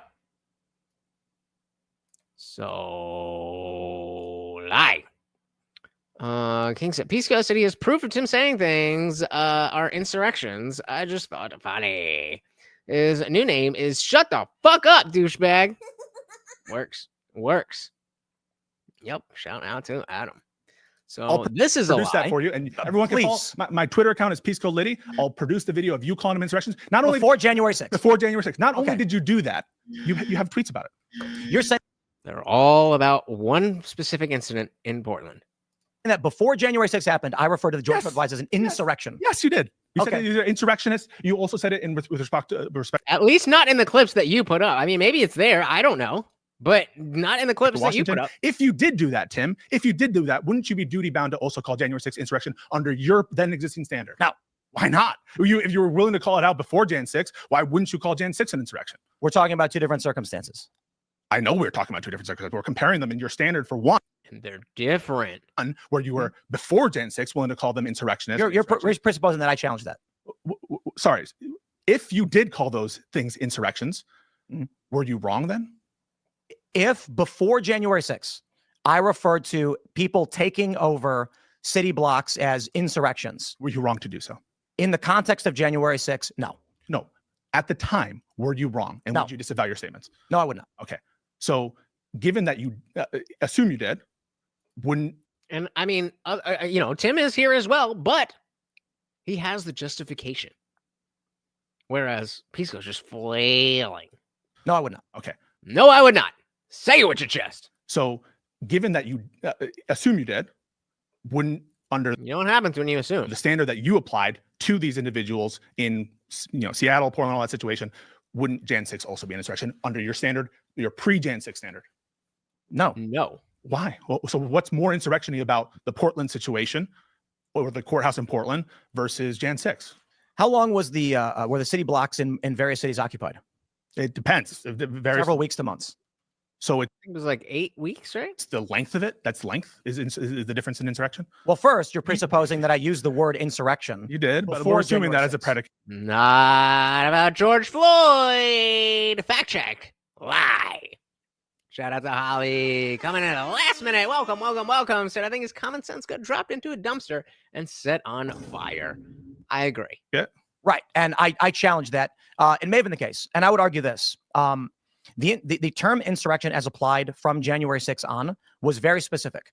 The intention of individuals to stop an official proceeding to keep a president in power. Shout out to Jamal Bowman pulling the fire alarm.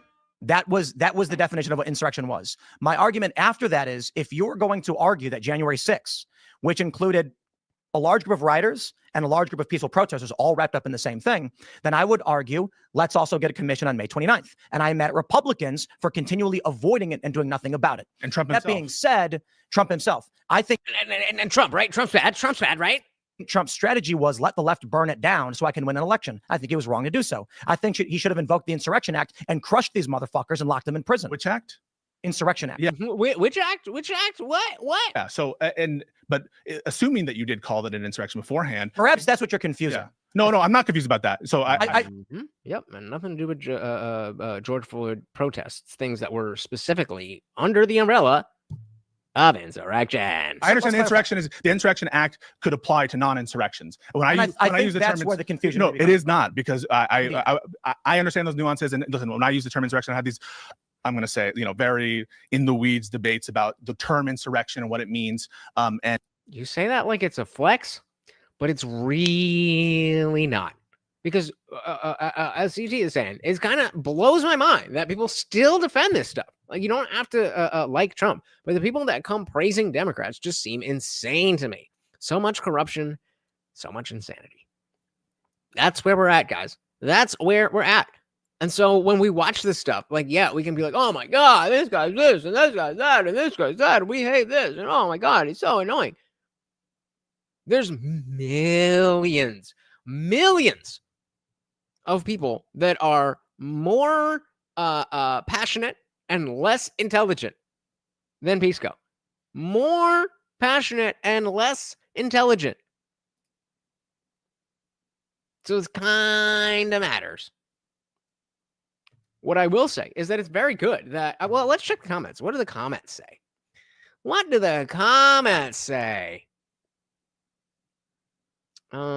All right. Quote: "When I am weaker than you, I ask you for freedom because that is according to your principles. When I am stronger than you, I take away your freedom because that is according to my principles.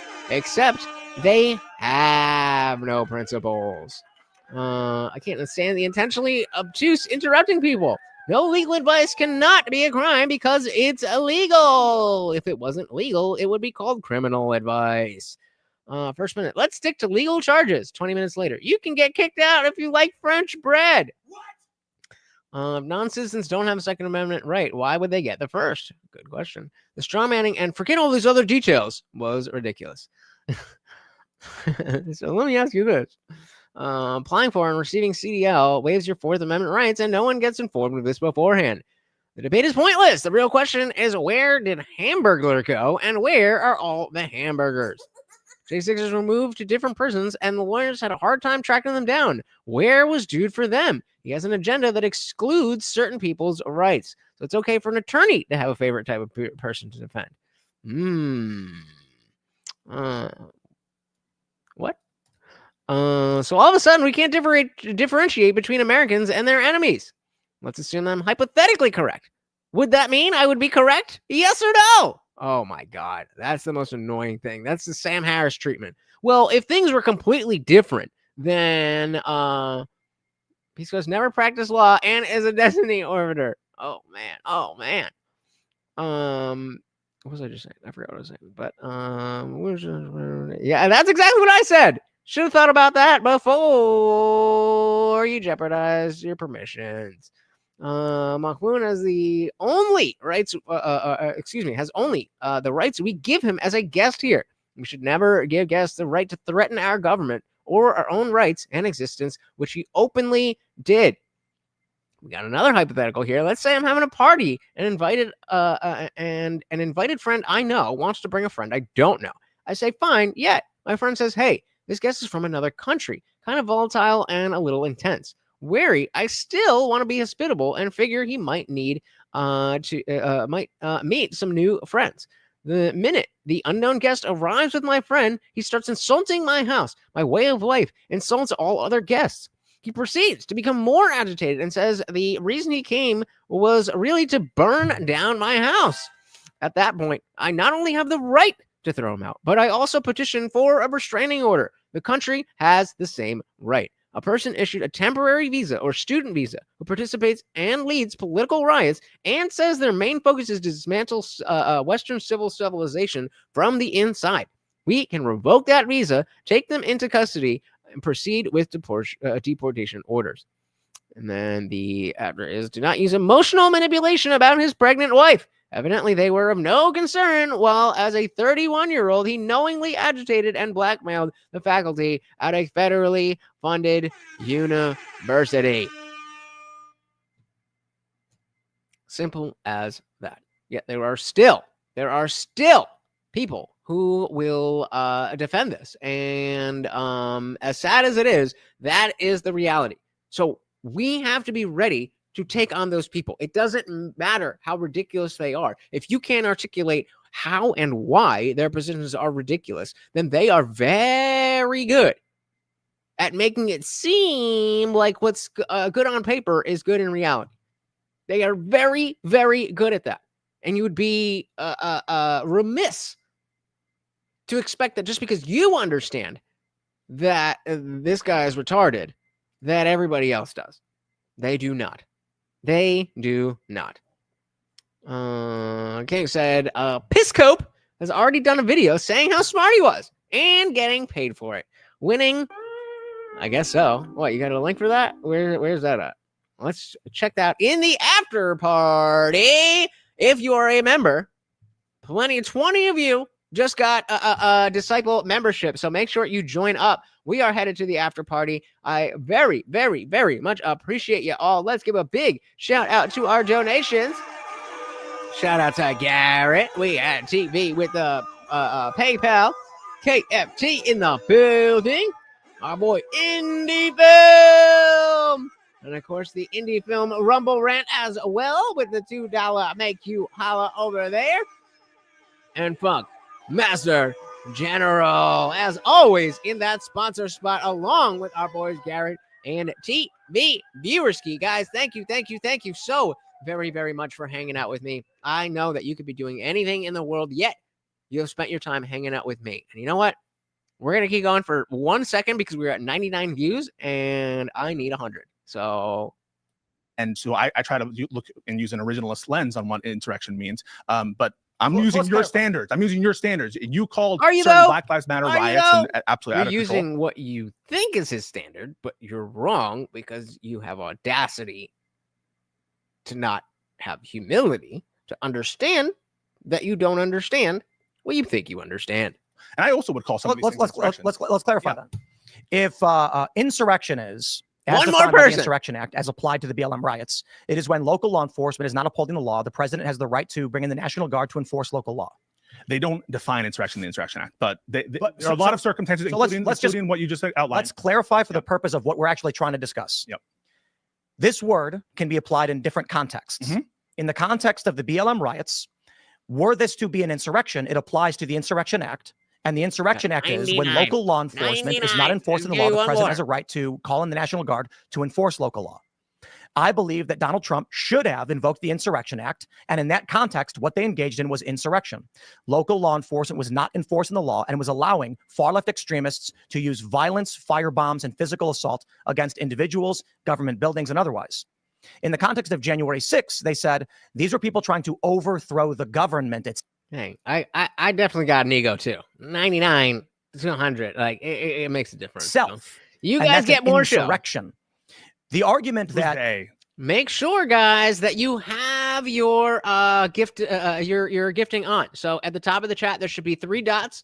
You click that. Fuck, I forget what it is. Do we have any TSP, TSN people here? Fuck, where is it?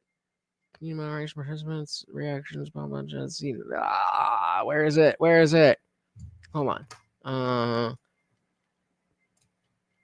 How do you turn on accepting gifts on YouTube? Go to the channel's live stream. So yeah, you're looking for allow gifts. I don't know exactly where that is, but it's there. And I don't know if that counts. We're still at 99. We'll see. Maybe it takes a second, but I think the IP address matters. I think the IP address matters, so they know. They know. I think the like might count, but I don't think it counts. I appreciate it though. Ali said it shows how entrenched in denial they really are. It's such a weird mindset to me. I dug myself a hole, but I'd have to dig deeper, so I look like I know what I'm talking about.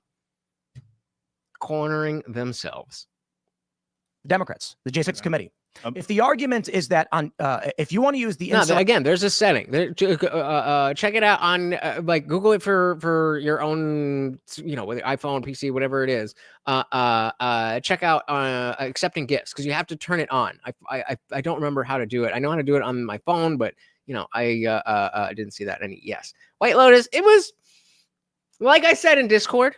Or did I say it on Discord or somewhere? I don't know. I said it somewhere that back in the day when there was 13 plus episodes in a season, the penultimate episode of the season, that was the one. And then they used the finale to kind of tie things up, set up the next season, whatever. When you're getting eight or so episodes in a season, then it just ramps up all the way. And I expected this episode 7 to be a little bit better, but it absolutely set everything up for episode 8. I am ready. Oh my goodness. Shout out to our boy, Funk Master General. Another 5 gifted memberships. Matt, CK, Michael, Kitty, Alexander. Guys, you are now members. Make sure you hit the link at the top of the chat and come and join us. Insurrection as defined by the Insurrection Act, and that is DC doesn't define it. Exactly. So we can only apply the context of what the law does. If Donald Trump were to have called the National Guard on January 6th because he deemed an insurrection happening, call it insurrection? In that regard, I would say, shut the fuck up. Just shut the fuck up. Stop talking while other people are talking. the National Guard on January 6th because he deemed an insurrection happening. Hey, and there we go.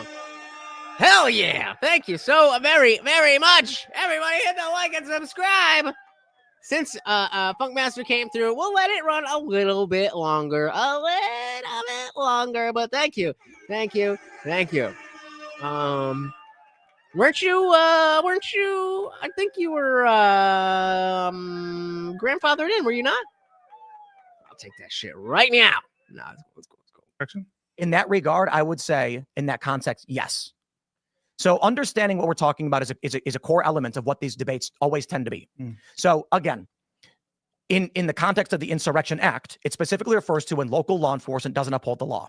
In reference to January 6th, it is a group of people trying to overthrow the government. And that's how it's applied to the 14th Amendment. So I would not say that the individuals in Portland were trying to overthrow the government necessarily. It's a riot, just like J6 was. I mean, they established an autonomous zone.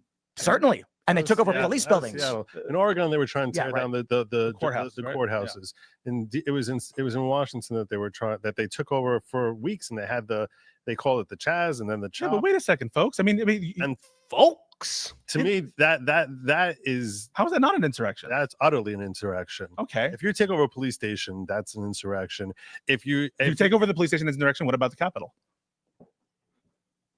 They weren't trying to seize the Capitol. It was like it has to be a permanent takeover of the police office. What I'm saying is, no, but there was no takeover at any point. There was no takeover at any point. And all right, I think we'll keep it going for a little. But if they're just going to stay on J6, then when they come marching in there, the same way people go. And the 6 previous elections, or at least 3 or 4, going back to you and me both. Gore v. Bush. There have been people who have been coming in there and screamed that they were unhappy with the way things were happening, and were removed by the Capitol Police. Yeah, so I have a definition of insurrection that would include some things and exclude other things. It doesn't become insurrection simply because there's thousands of you who are like that individual there. So no, there was no plan. There was no plan that we're taking over the government. There's no plan that we're gonna. Where were all the guns? Yep, we saw it. We saw it. I'll pull that on. We're gonna remove Mike Pence. There was no plan like that. I dispute that. But I think we should step back, because I know it's fun to talk about the term insurrection, but really what yeah, now you want to back up. Dangerous conspiracy theorist dressed in outlandish costume who led the violent insurrection to overthrow American democracy. For these crimes, Chansley was sentenced to nearly 4 years in prison, far more time than many violent criminals now receive. What did Jacob Chansley do to receive this punishment? Shout out to Tucker still being on Fox. To this day, there is dispute over how Chansley got into the Capitol building. But according to our review of the internal surveillance video, it is very clear what happened once he got inside. Virtually every moment of his time inside the Capitol was caught on tape. The tape... I need, hold on. Since we're still here, give me a second. Let me see if I can find what I want to find. Just give me a second. Nope, that's not what I want.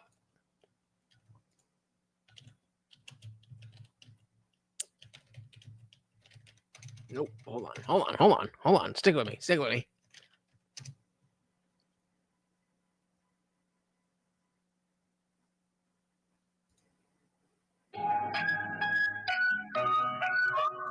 Nope. Hold on. We got this.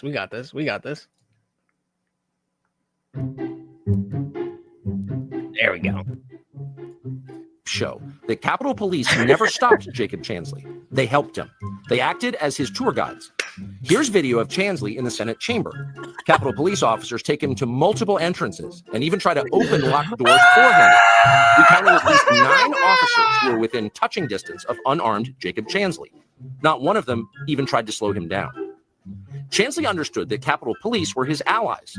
Video shows him giving thanks for them in a prayer on the floor of the Senate. Watch. Thank you, Heavenly Father, for giving the inspiration needed to these police officers to allow us in this building. A Contrast Christian! the reality of what Jacob Chansley did in the Capitol building on January 6th. The industry...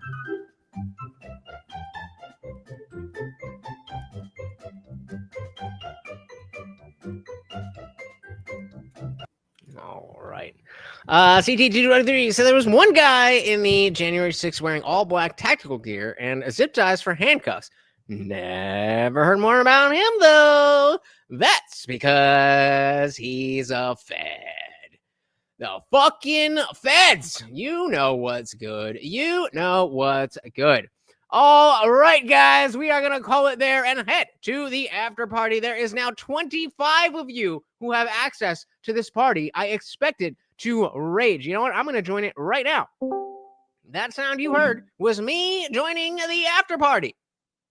I'm already there. You like that, right? You like that, right? Come on through, guys. Thank you, thank you, thank you so very, very much. Again, big shout out to all of the donations. Very, very, very much appreciated. You guys are amazing. Amazing. Thank you, thank you, thank you so very, very much. Wokeness may be past its peak, but our job is not done. And this is why I don't want a Trump third term, because you're going to get more of this. MAGA is already there. We got it. Well, let's move beyond Trump, move beyond this fucking bullshit, and get us there. Thank you guys so very, very much. Once again, this is the Overlord, a.k.a. Morty, and I have been your host, Lutch, a.k.a. the Indian Jesus, here to resurrect the second coming of common sense. Until next time, guys, we are out of here. Peace.